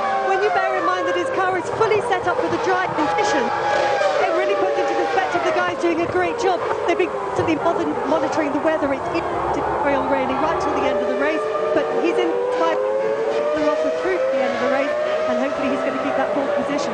Yeah, he was half asleep on his pit stop though. I think it threw him. They did not change his tyres, which is a smart move. They just went to fuel him as he gets lapped by race leader Michael Schumacher, and De La Rosa very dozy in getting away. I think he probably couldn't. He probably couldn't understand why his car wasn't up in the air. The team quite smartly thought the tyres are not going to wear out. Just leave them on, go for a quick splash and go. And De La Rosa's slow away, but we now know he's got enough fuel, of course, to the end of the race. As you're watching Marc Genet in the Minardi. From 13th position, retiring from the European Grand Prix. Lap 50, 17 to go. Michael Schumacher leads Mika Häkkinen, that you're looking at, by 13 seconds. Rubens Barrichello in the second Ferrari, back to third position, 60 seconds behind his teammate who is leading. Up into fourth position comes David Coulthard. To fifth position comes Fisichella. De La Rosa, I'm not sure whether he is down to seventh, letting Johnny Herbert up into sixth, or whether the Arrows is still in the points for sixth position. We'll know very shortly. But behind them, Jenson Button is in eighth position, ahead of Alexander Wurz and Ricardo Zonta. Everybody up to sixth position has been lapped, and there are now 17 laps to go. Yes, the German producer's not showing it to us at the moment, but Jenson Button is all over the back of Johnny Herbert like a bad suit, and this being Jenson's first wet race, of course. So he stayed on the black stuff so far, Jenson, and a good scrap going on with Johnny Herbert. And there's a 10-second stop-and-go penalty for Jean Alesi, some incident that we certainly haven't seen. So Alesi with a 10-second stop-and-go, and he is currently 12th. Well, this is 7th to 10th. Just look at it. Johnny Herbert, Jenson Button, Alexander Wurz, Ricardo Zonta, in respectively the Jaguar, the Williams, the Benetton and the BAR. Johnny Herbert holding them up a bit. You've heard from Martin how valiantly Jenson Button is trying to get ahead of his countryman Johnny Herbert, but Johnny is looking for a World Championship point, and he possibly needs one more than anybody else in this race, because as I said earlier on, there has been talk about his position in the Jaguar team next year being under threat. If he can get a point here, as he won the race for Stewart last year, it would help him enormously.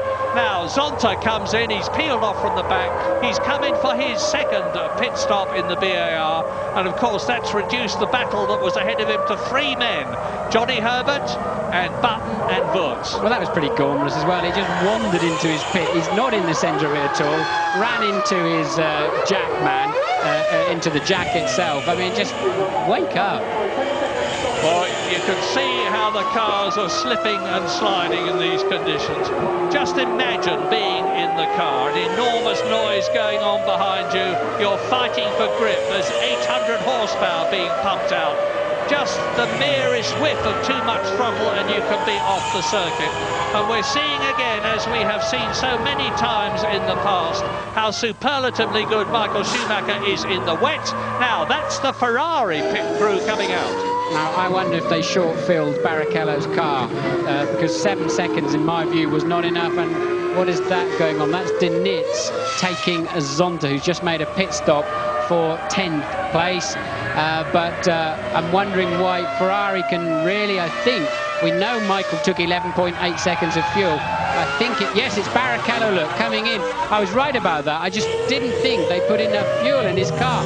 And this plays back into Coulthard's hands, but he doesn't appear to have any speed to do anything about it. Well, I'm just watching the road as you're watching Barrichello coming into the pit lane to see whether David Coulthard comes through and retakes that third position. He was 19 seconds behind the Ferrari. It's going to be mighty close, but there's only just a little fuel gone in, and Barrichello exits the pit, and Coulthard has yet to go through. There he is! Watch it, watch the exit. Barrichello is going to come out, and I think David Coulthard is going to get ahead of him, and he's done so. There he is, David Coulthard, third position. So it is Ferrari leading Schumacher, McLaren second Häkkinen, McLaren third Coulthard, Ferrari fourth Barrichello, Fisichella is fifth, and Pedro de la Rosa is still sixth ahead of Johnny Herbert. I think Barrichello will be asking some serious questions at the end of this race to understand what on earth they were doing. Why didn't they put a dozen seconds of fuel in his car like they did Michael Schumacher at the same point of the race? Very bizarre. Maybe they had a refueling rig problem or something, but clearly they just didn't get enough fuel in that car at that crucial stop. You are right, but it is very strange because, as we've said many, many times, Ross Brawn is the master tactician in Formula One. It seems strange that he would get it wrong, but maybe there's more to it than meets the eye. Anyway, we're on lap 53 now, and Barrichello knows he's got to really get the hammer down. The gap between himself and David Coulthard, I would estimate at about 10 seconds. I won't know until the end of this lap, but it must be something like that. And he's got ahead of him Fisichella. That's Michael Murray, sorry to butt in, but that's Michael coming up to lap Fisichella. So Barrichello is, I think, some way down the road from Fisichella, but he's now got a job on to catch Coulthard. Barrichello, I think, has got the faster pace in the wet without anyone. In fact, no thinking about it, he has. Can he get back at Coulthard in the remaining laps of this race? And has Coulthard got any kind of margin left in his pocket? Whatever problem he's carrying, he's got to find some more speed from somewhere. Well, Michael's lapping about 2 seconds faster than Fisichella. We'll see, hopefully, how he copes with him. And we see David Coulthard now looking good for that third position, which would give McLaren 10 World Championship points in the Constructors' Championship if he stays where he is. So that's Coulthard's board then. Look, P3, 14 laps to go, plus 8.4, and they've read that off the same computer that we give you the information from as they've checked it out at the first sector on the lap that they're on. So it's the earliest piece of information you're going to get, and they're already getting that on the board for Mrs. Häkkinen now, coming up to a lap de la Rosa. Yeah, who is in sixth position, and off goes Zonta, the other BAR, down there in the gravel strip, and he's beached it, the rear wheel's spinning, they're off the gravel, so he won't get any purchase. I hope the safety car will not come out because he's judged to be in an unsafe position, but it's going to be mighty difficult to remove him unless they've got a crane truck that can lift him off, because they can't tow him out backwards, and they certainly can't tow him out forwards because they would be on the tarmac. Here's a replay of what happened to Ricardo Zonta. He would have snatched the front brake on the way in, run wide, and tried to power his way back onto the racetrack and beached it on the curb. Again, look, very, very tricky position. The drivers must respect the double-waved yellows. They must slow down, but they don't always, especially in the closing stages of a Grand Prix. How much do you slow down? How much is a little bit slower? That's the problem. And it's so easy for another car to snatch a brake and go in there, and that must be Fisichella's Wirtz taking a shortcut that won't pay off. And trying to catch Jensen, trying to get past Jensen Button and failing to do so. Now, a word about Button. We know that he's under pressure, just as Johnny Herbert is, because Frank Williams, to a lot of people's surprise, doesn't seem to be as enthusiastic about Button as we thought he might be. But Jensen, again, is in a first. It's his first wet Formula One race. And although he started well done, Häkkinen, hand out, what's that mean? That's Mika's very clever way of saying, look, I really am slowing down. I'm extra slowing down. Look, I've even only got one hand on the steering wheel. Quite a smart move there from Mika. He has respected the flags.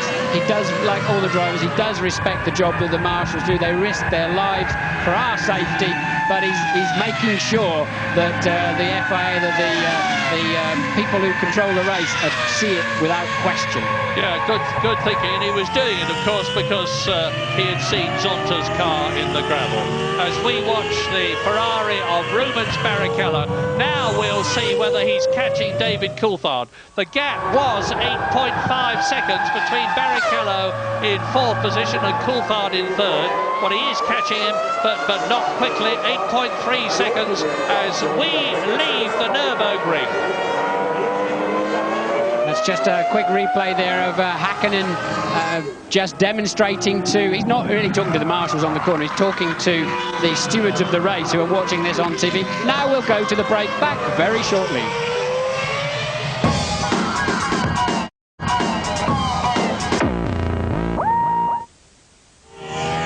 10 laps to go. Are Ferrari going to make it their 4th win of the year? And even more interestingly from their point of view, are they going to have 3rd place as well? It looks as though the former is yes, it looks as though the latter is no. Michael Schumacher leads Häkkinen by a decreasing margin of 7.6 seconds, with David Coulthard being caught by Barrichello, but not fast enough. Fisichella is 5th and De La Rosa is 6th. I had to disagree with you, Murray, but I think Barrichello is plenty fast enough to catch David Coulthard at the moment. But amazingly, Barrichello is about to be lapped by his teammate, and at this level of the game, that is the ultimate embarrassment. Even though clearly whoever decided Barrichello's strategy, it's definitely not helped him on the afternoon with that extra pit stop. But Barrichello about to be lapped by teammate Michael Schumacher, and that gives you a pretty good indication of just how well Schumacher and Häkkinen have been going this afternoon in these treacherous conditions, because they're lapping for the 4th place man. You may be surprised to have seen Pedro Diniz move over and let Wurz through when they're running next to each other in position. But it's Fisichella going through now. He's in 5th position, and now Häkkinen goes through and laps again the Sauber of Pedro Diniz.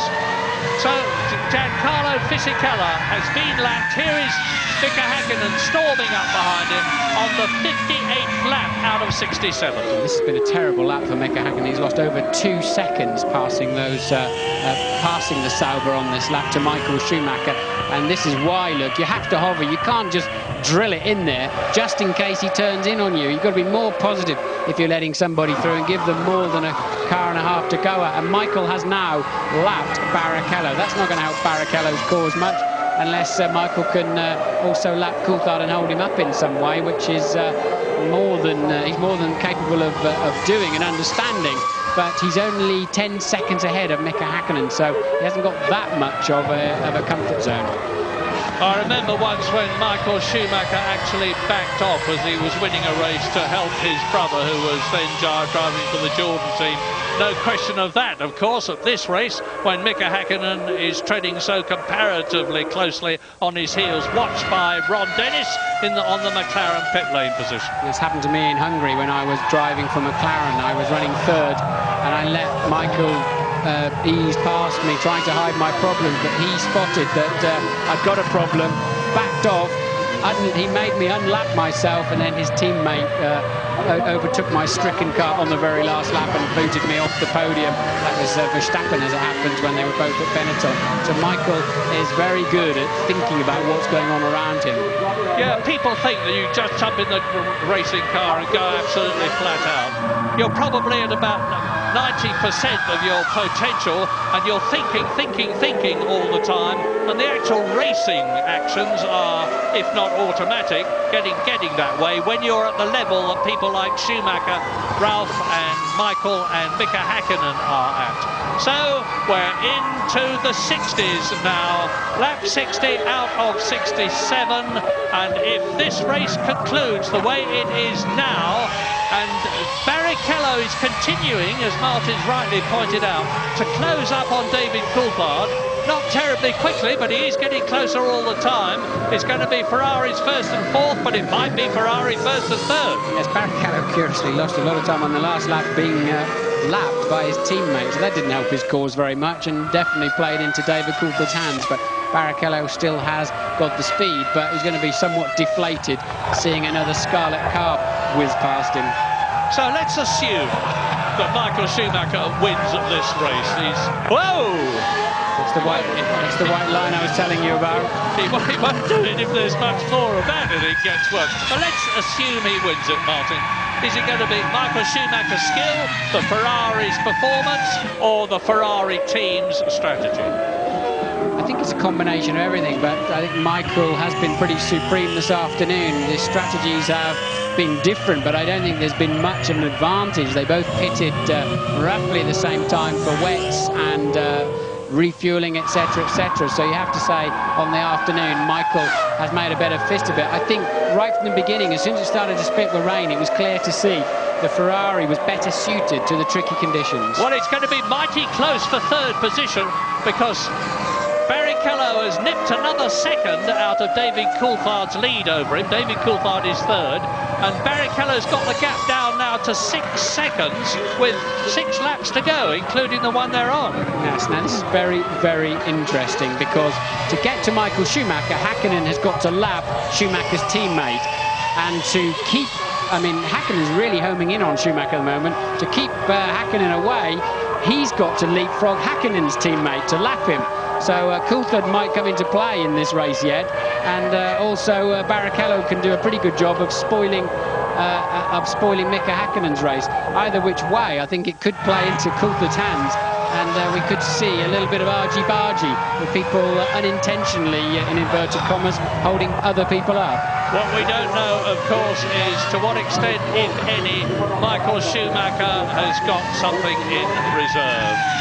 He knows that Häkkinen's closing up on him. He's in touch with his team by radio. He'll be getting pit boards. What he's now got in reserve is Rubens Barrichello as rear gunner. So Ferrari may have pulled Barrichello into that position, and Michael Schumacher may not even have to risk passing David Coulthard. So, lap 61, the race order: Schumacher, Häkkinen, Coulthard. The remaining 3 in the points: Rubens Barrichello, who's now 5.3 seconds behind Coulthard. Fisichella in the Benetton, looking good for another points finish. Pedro de la Rosa keeping his fingers crossed for the first point for Arrows of this season. Johnny Herbert is 7th, and there he is, followed by Jenson Button's Williams 8th, and Alexander Wurtz's Benetton 9th. And David Coulthard's about to catch this little gaggle having a squabble. So Coulthard now, who's still really under pressure, he's got Schumacher homing up behind him to lap him. Barrichello just behind that, now just 5.3 seconds adrift. How David Coulthard is in third position this afternoon, I'll never know, with the whatever his problems are, whatever the reason, his lack of pace. But he's going to have to work hard to defend that. Look, Coulthard now has Michael Schumacher, the race leader, behind him. So, lap 62, and if anybody in the first 6 goes out of this race, the car that you're looking at in the lead here, 7th place Johnny Herbert is, and here is the Ferrari. Coulthard yields. Coulthard had to yield, so blue flags are waving. Wave blue flags for car 2, it says on the computer. So he'd obviously passed at least 4 of them, and he had to yield, otherwise he'll be given a stop-go penalty. So, through to complete the lap goes Michael Schumacher. He's into his 63rd lap now as the Johnny Herbert Jaguar. Button, Williams, Wurtz, Benetton battle continues, being caught by Michael Schumacher to lap him. Yes, this is Coulthard yielding. He has to do that to let the race leader through. He has been lapped. Now Barrichello just 2.3 seconds behind third place man Coulthard. Häkkinen just 5.9 behind race leader Michael Schumacher, but we know he's got to clear his own teammate and Michael's teammate to get to him. And Michael Schumacher passes Wurtz's Benetton, so he's passing these people which Häkkinen behind him has then got to pass. So, lap 63, just 4 laps to go at the end of this one. Michael Schumacher keeping it on the field, on the tarmac, in spite of these appalling mist clouds in front of him, and Jenson Button now. Is he going to turn across? Yes, he does. Michael Schumacher backs off very sensibly, and Button sees them, holds the Ferrari back. This is, and look at Häkkinen. So, and Coulthard in the McLaren, it's mighty close, and there's only 4 laps to go, and there is just 2 people on the same lap at the present moment, Michael Schumacher and his Finnish rival Mika Häkkinen in 2nd place. And Jenson Button lost out badly there. He's lost a place to Wurtz, so he goes down into 9th. But look at Barrichello trying to get up the inside of Coulthard. They're both being held up by the scrap that's going on. A further lap. They're lapping. They're already a lap down themselves. The other people getting in the way are 2 laps down, but Coulthard got a reasonable run out of the corner. Where is Barrichello in that spray? Still behind him, Luke. Yeah, remember Spain. Remember the way that Rubens Barrichello nipped past the Schumacher brothers, but then he had Michael helping him by holding Ralph out, and there the Ferrari flying past. That's Michael Schumacher in the lead, flying past Johnny Herbert to lap the Jaguar in 7th position. So keep this order in your mind. Schumacher leading, Häkkinen 2nd, Coulthard 3rd, Rubens Barrichello right behind him. Fisichella is 5th, Herbert is 7th, and they're virtually together on the track itself. Even the camera can't see hardly now, look. So, the visors do get penetrated with water. You start peering through little holes in the end, trying to just pick out the curbs and braking point. Michael, dangerously close to the edge of the track again. But the vital thing is that Michael Schumacher has now cleared the people he was lapping and has got an open track in front of him. He can see where he is going. He's on his 64th lap. He's got 3 laps to go at the end of this to make it the 4th Ferrari win of the year 2000, as Alexander Wurz comes up behind Johnny Herbert's Jaguar and has a go. Wurz trying to improve his reputation this year. Yes, and Coulthard slow out of the Vidal. They're going to touch surely. Oh, off they go. That's tragic for Johnny Herbert, but he's kept it on the island. Brilliant. Now has he got the engine running? But that's cost Wurz his place. But it may be that and Jenson Button, now where is he? Well, there is David Coulthard with Barrichello right behind him. They are 3rd and 4th, but we need to look back down the field a bit. Wurz is out of the race. Yes, so that actually cleared the way a bit for Coulthard, but I think Barrichello is much quicker under braking, and surely he's going to nail David down into the Vidal later in this lap. David's going to have to keep to the inside and make this is a replay of Barrichello trying to, no, in fact the camera then cuts away. Look, you're just always going to run wide, and well, I think Johnny must have known the laws of physics there, that the Benetton was surely, he should have going to come towards the outside of the corner, should have given him a little bit more space. Well, it actually hasn't helped Johnny Herbert, because he is still not in the top 6 as a disconsolate Alexander Wurz walks in to make an explanation. Notice he's got 1 blue boot and 1 red boot. That's his good luck symbol. Hasn't done him much good in this race. Michael Schumacher on lap 65, 10 seconds now ahead of Mika Häkkinen as a result of weaving his way through the traffic better than the Finns. Is looking very, very good indeed for his 4th win of the year. Button is out of the race. I can see on the computer car 10 has stopped, so Jenson Button is out of this race. And look, there is the dice for 3rd place as they go over the line. So Barrichello can't find a way through the spray. He didn't find a way up the inside into Vidal, and Coulthard has to somehow hang on for 1 more lap. Crucial for David, while he's struggling with his injuries or whatever he's got to carry, he needs to maximise his points in this race. He cannot afford to yield that place to Rubens Barrichello. Well, David's had a first. He's had 3 thirds, one of which was disallowed. He's had a 3rd. He's driven magnificently this season. He's 3rd in the World Championship. If he can stay ahead of Rubens Barrichello on this final lap, it's going to help him.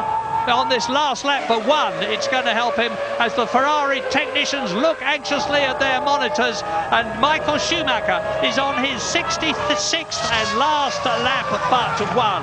That was the Ferrari. Now the next car up will be Mika Häkkinen's McLaren. There it is, and David Coulthard, and behind him is Rubens Barrichello. So Barrichello, I think his best chance is at the next corner after this. So if he's got, Häkkinen's given up. Häkkinen's satisfied with 2nd place. He's now 13 second. He realises he's not going to leapfrog those 2 in the time available. And Barrichello just nowhere near close enough, even though he's much stronger on the brakes into this Vidal. So now Coulthard knows where his strengths and weaknesses are. Barrichello's got better traction. We've seen him overtake cars out of this chicane all afternoon. But Coulthard knows he's got to have just enough distance into Vidal, and he's guaranteed then this podium position. But now, can Barrichello get a run up? There's a lot of grip up to the inside of turn 1 in the rain here. It is amazing how late and deep you can go on the brakes. Barrichello, I expected him to pop out of the spray, but he just couldn't do so. Strong engine there in Coulthard's car. Barrichello driving absolutely blind, and total faith in the car in front. Well, these two are not going to go the full race distance. Only Michael Schumacher, who is now on his last lap, and Mika Häkkinen are going to do that. But it certainly looks like being Ferrari, McLaren, McLaren, Ferrari, because look, on this last lap for him, David Coulthard is staying ahead of Rubens Barrichello as they exit turn 5 on this 13-turn corner track, and Michael Schumacher comes out of turn 8 with the German horns, the air horns blowing, the flags are waving. Schumi is their hero, and you can see Ferrari flags all round the track. A magnificent, if he gets there, and he hasn't got far to go, the Ferrari mechanics already crowding the pit lane. And Michael Schumacher is coming in to win his 4th race of the year to extend his World Championship lead over Mika Häkkinen by a further 4 points, from 14 points to 18 points. Schumacher wins in Germany.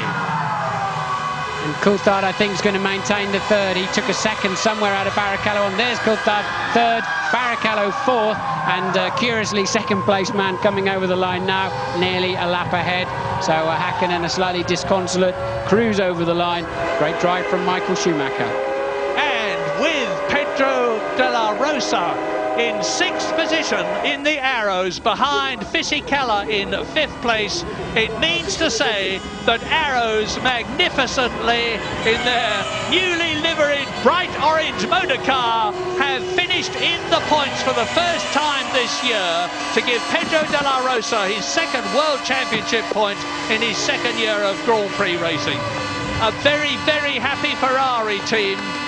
Well, McLaren have got 10 World Championship points to Ferrari's 13. It could have been worse, but the fact remains that the gap in both championships between Schumacher in the drivers and Ferrari and McLaren in the constructors has increased. In fact, now Michael Schumacher is on 46 World Championship points to Mika Häkkinen's 28. David Coulthard is still 3rd. Rubens Barrichello is in 4th place as he was before. Ralf Schumacher is still 5th, and Fisichella is still in 10th position.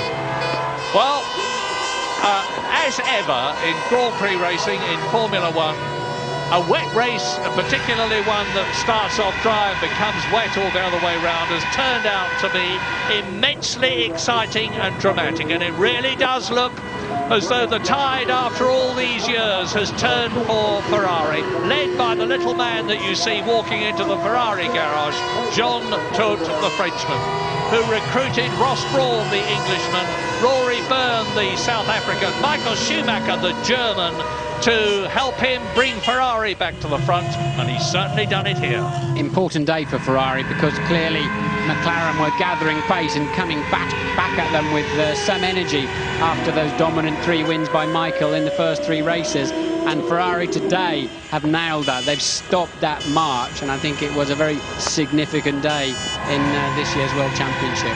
Yes, and the thing is that in recent years, Ferrari has started off the season not as well as McLaren, but have closed the gap as the season went on.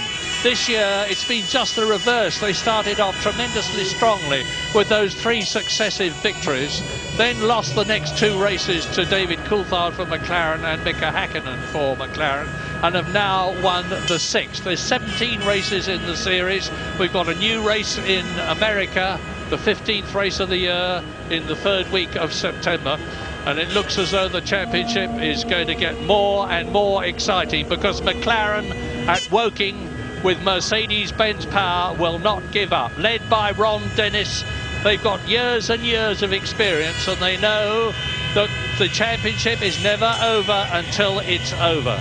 Michael Schumacher giving his distinctive pumping action from his 2 fists, and Mika Häkkinen draws alongside him. McLaren now Ferrari are now on 62 World Championship points to McLaren's 52, so they've extended their Constructors' Championship lead by 4 points, with Williams still holding on in 3rd place. When Mika Häkkinen watches a replay of this race, he's going to be disappointed and looking the other way when he sees how Michael Schumacher overtook him earlier in the race. I think he's going to be very disappointed with himself that he yielded, he gave Michael so much space, and that was a critical point there, because then it allowed Michael to get off and build a lead, and Mika really will not enjoy that moment on the video. Well, just a statistical point, but it is of some real significance in winning this World Championship race and getting 10 World Championship points. Michael Schumacher has moved up ahead of the late great Ayrton Senna to the 2nd highest World Championship points scorer of all time.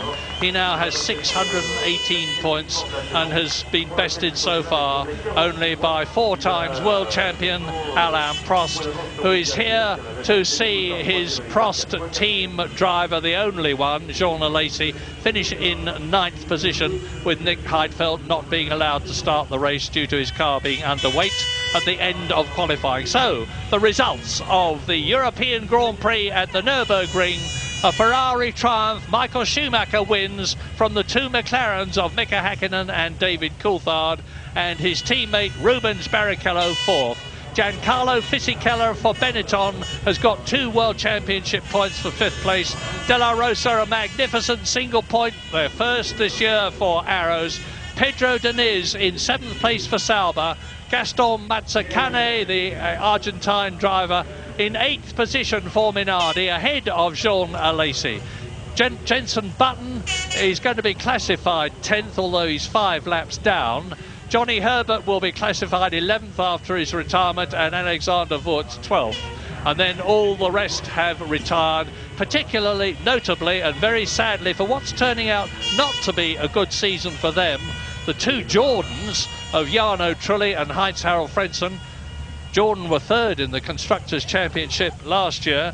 They're down in 5th position this year, and they're some 53 points behind Ferrari. Not at all a happy Germany for Eddie Jordan and his team. Well, they are the photographers crowding out onto the circuit now, waiting to see the 3 top men, Schumacher, Häkkinen and Coulthard. And let us remember that David Coulthard, for the 2nd race in succession, has been carrying a very unpleasant and painful injury. That is to say, 3 cracked ribs. You need to be very, very fit, and as well as being gigantically determined to be a Grand Prix driver, and he's certainly every bit of that.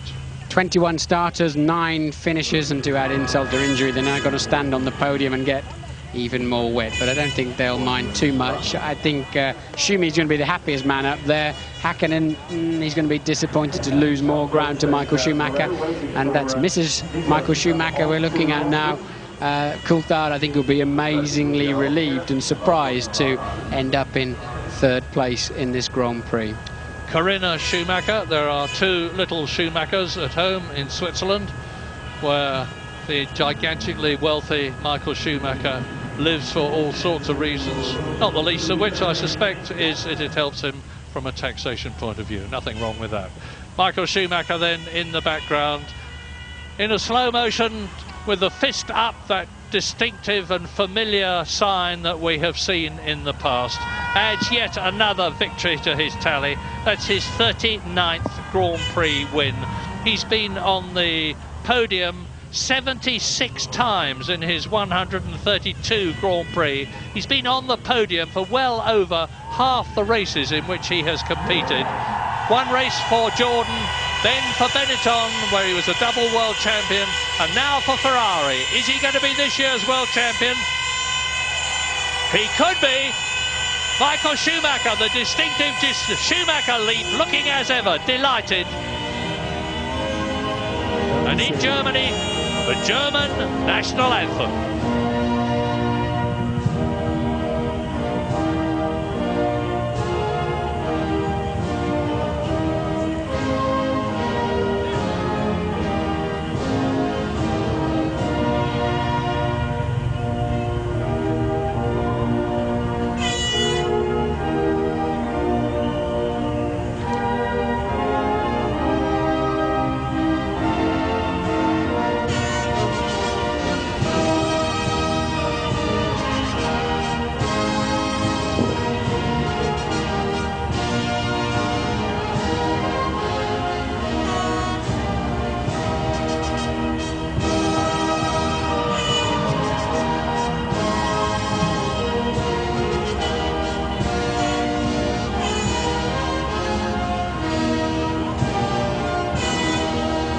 A German driver won the race, an Italian car won the race. Ferrari, Italy.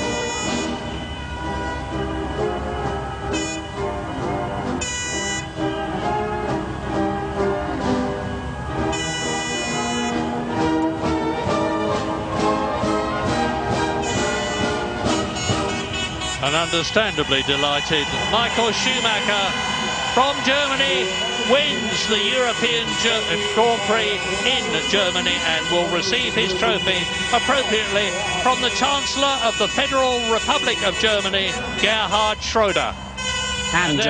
And Mr. Romano Prodi, which is interesting. And obviously a bit of a healing of the ways between Formula One and the European Commission. But Michael Schumacher, I think, more delighted on the podium than I've ever seen him before. With very good reason too, because he feels that this is his year again after working so hard for Ferrari since 1996, and that's Michael Schumacher's engineer rightly receiving the Constructors' Trophy. David Coulthard looking as though he's in a bit. Mika Häkkinen lifting his trophy, and David Coulthard looking a bit wan, and well, understandably, as he contains his chest. Must be very painful indeed. So, a great European Grand Prix. David Coulthard rightly kept well away from the champagne festivities in the past race or two, but he's getting in there this year, and that is good to see. So, Ferrari win, Schumacher win, but McLaren are still there. Thanks, Murray. Thanks to Martin Brundle as well. Well, we told you so. What a compelling race. 4 out of 6 now for Michael Schumacher. His army, over 100,000 of them, will leave the Nürburgring. Very cold, absolutely soaking, but glowing inside. We will be right back.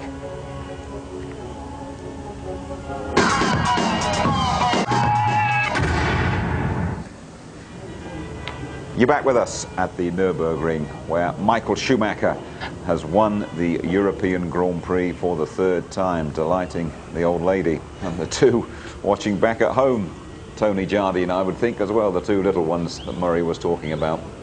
But it's the brilliance of the guy. You know, the best racing drivers in the world. We've just watched them put on a superb driving display. Michael Schumacher, the Regenmeister, he proves it yet again. Can't emphasize how difficult the conditions have been here today. That is a skating rink, that is an ice rink out there. Just look how wet and slippery and dank and miserable it is.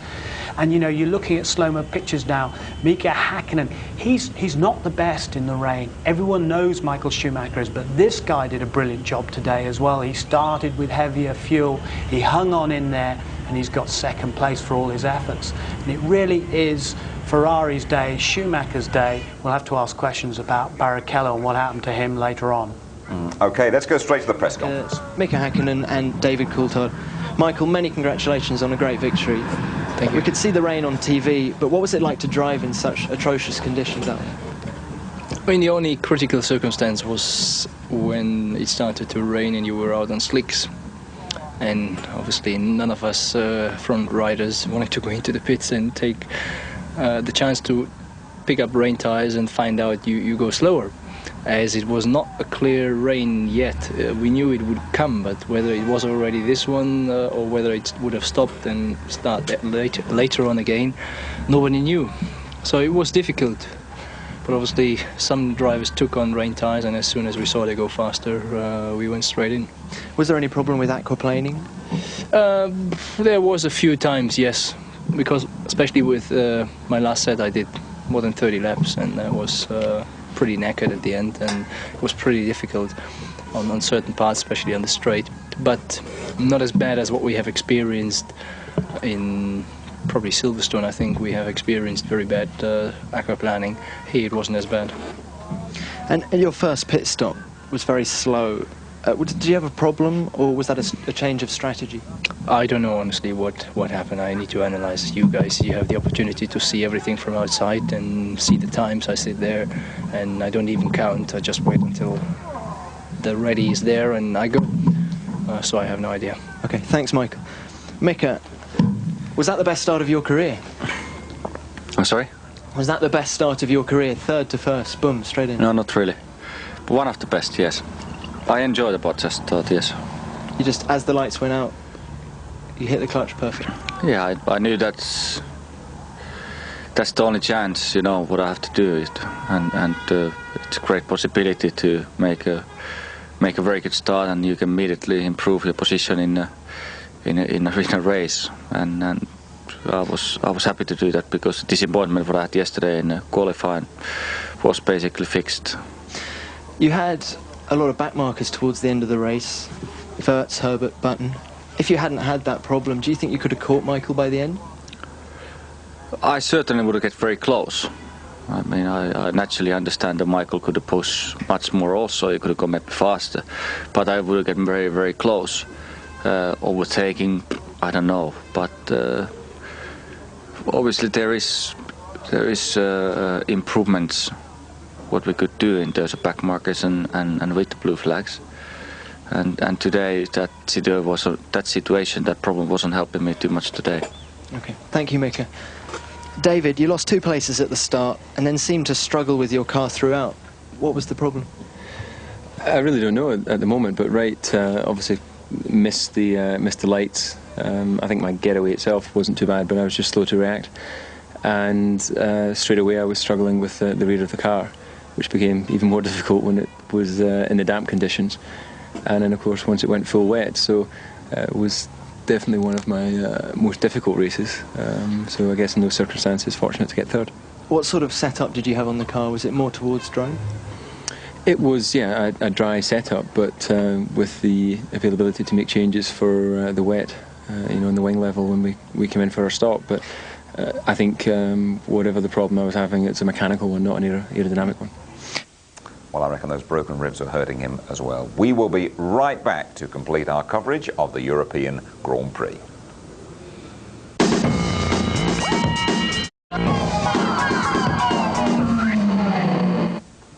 And you're back with us at the Nürburgring. Tony, we've spoken about Michael Schumacher. A word about David Coulthard. He's held his hand up for a poor start, but surely he drove a lot of this race in pain. Well, I think so. I mean, I broke 3 ribs playing rugby and I still all fused together, and then tried to drive a rally car about 5 weeks later, and it's tremendously painful. It takes a long, long time to recover.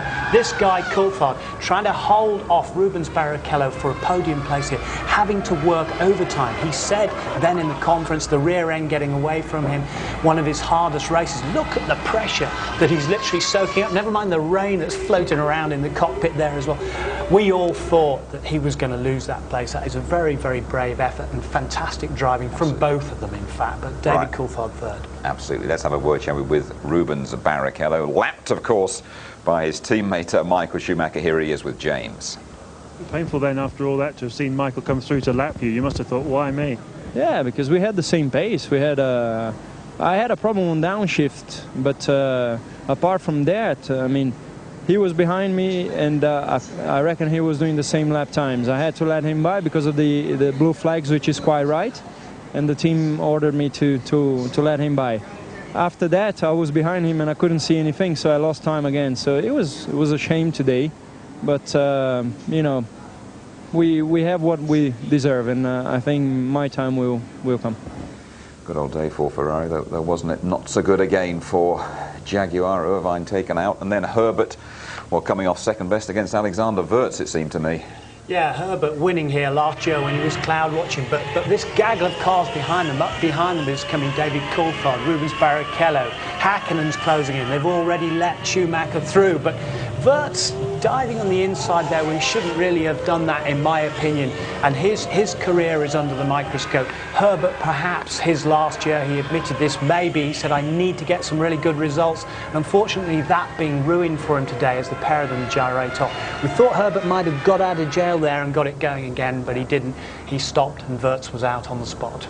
Right, let's have a look at the standings, how it all shakes down after the European Grand Prix race. 6 Schumacher is now opened up that gap again to 18 points. David Coulthard 4 points adrift of Mika Häkkinen, and then Barrichello. Ralf Schumacher didn't score today, and Fisichella on 10 points. And Ferrari 10 points clear of McLaren at the top. Big gap then to Williams and Benetton.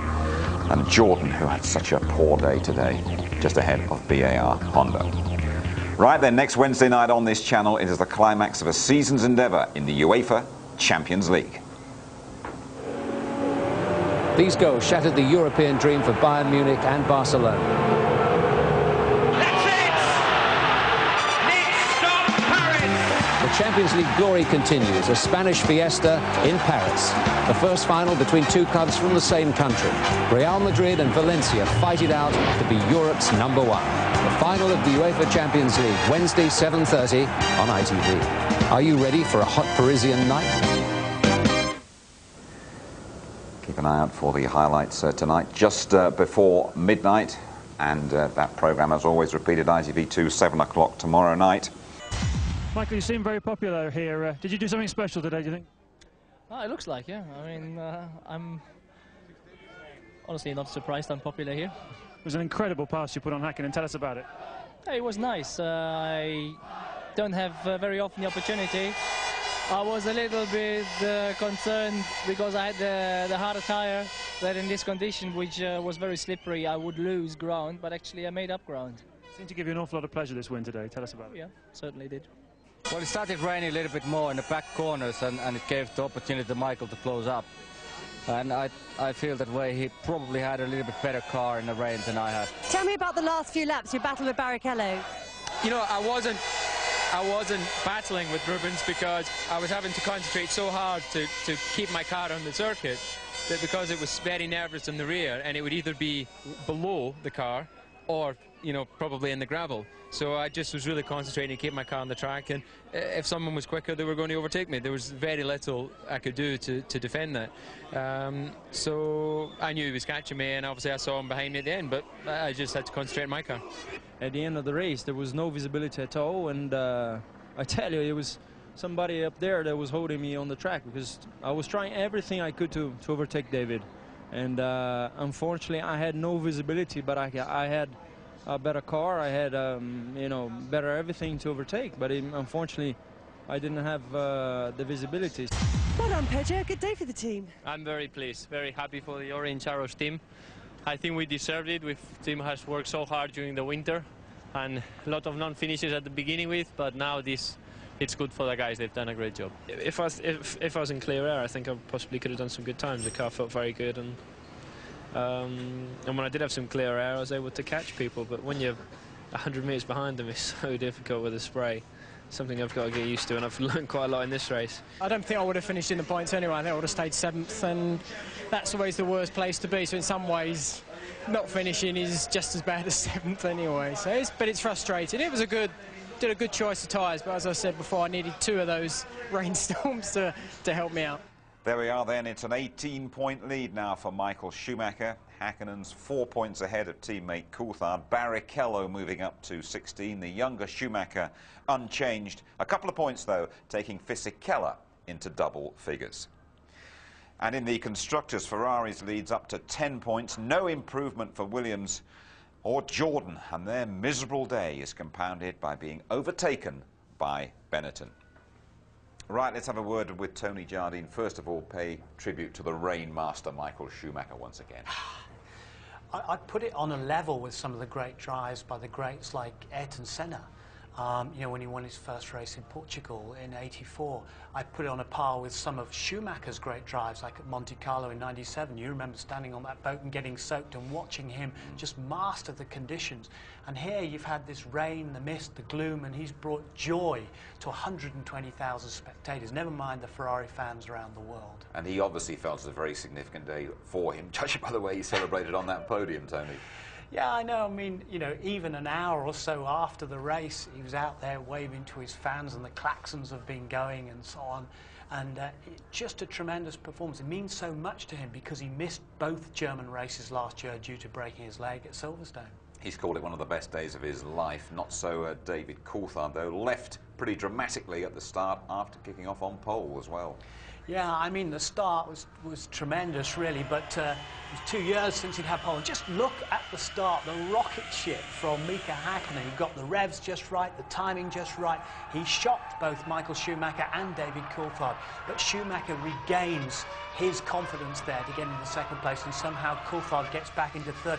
That was truly, he got punted off there by Fisichella. He got a rude bang at the rear of his car. That put him out. Look at it again. Incredible traction. Now the temperatures are so low, which is why some of the drivers, i.e. the McLaren guys, went on the super soft tyres to try and get some grip.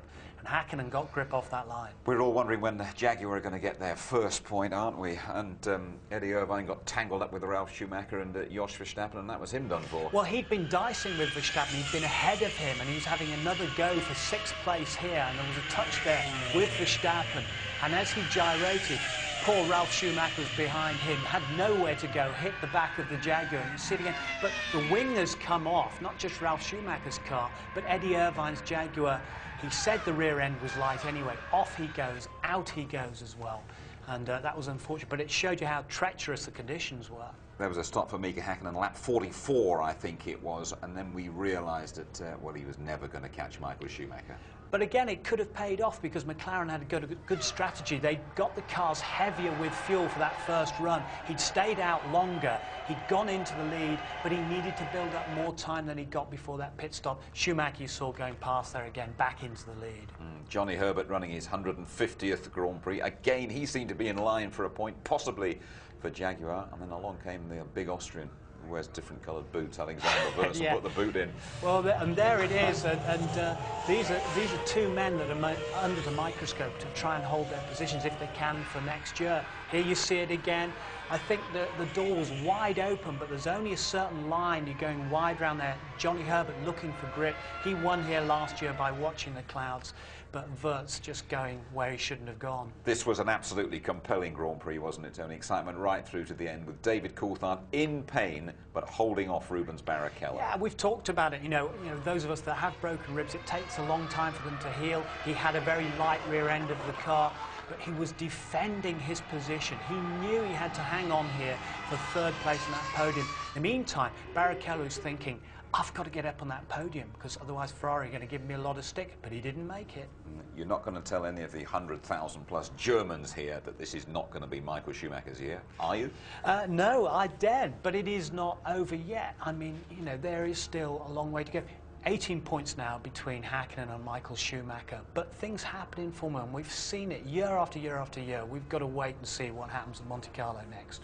Tony, thanks very much indeed. And here's your complete European Grand Prix rundown. Michael Schumacher, an ecstatic winner, carrying, by the way, a lucky hairbrush given to him by his young daughter. Hakkinen, a subdued runner-up. Coulthard third, driving through the pain barrier and struggling for balance. Still holding off Barrichello. Fisichella, a scorer for Benetton. High praise for the Spaniard De La Rosa, 6 for Arrows. 2 laps adrift. Deniz, Mazzacani and Alesi. Button classified 10th, 5 laps behind. Herbert and Wurz still classified 11th and 12th after that crash. Zonta spun off. Genet's electrics failed, as did Villeneuve's engine. Verstappen, Ralf Schumacher and Irvine all involved in that accident. Salo, another spinner. And the unlucky Jordans, Frenson's engine failing, Trulli pushed off in the first lap. Heidfeld, you'll remember, ruled out by that underweight Prost. Next, one of the great Grand Prix weekends of the year, the Monaco Grand Prix. Qualifying live on the Saturday at 11:30 in the morning. Our build-up to the race starting 12:15 on the Sunday. Highlights around about the same time, 11:45. Monaco, of course, the base for many of the Grand Prix drivers. There is no place like home. If you don't believe me, ask Michael Schumacher. Good night.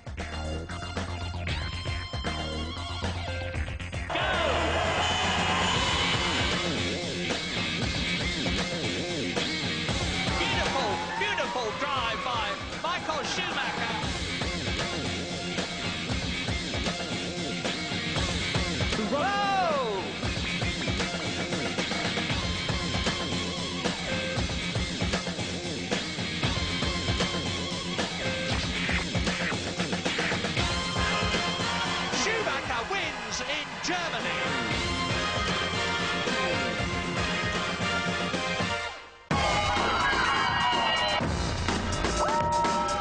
F1 on ITV in association with Texaco.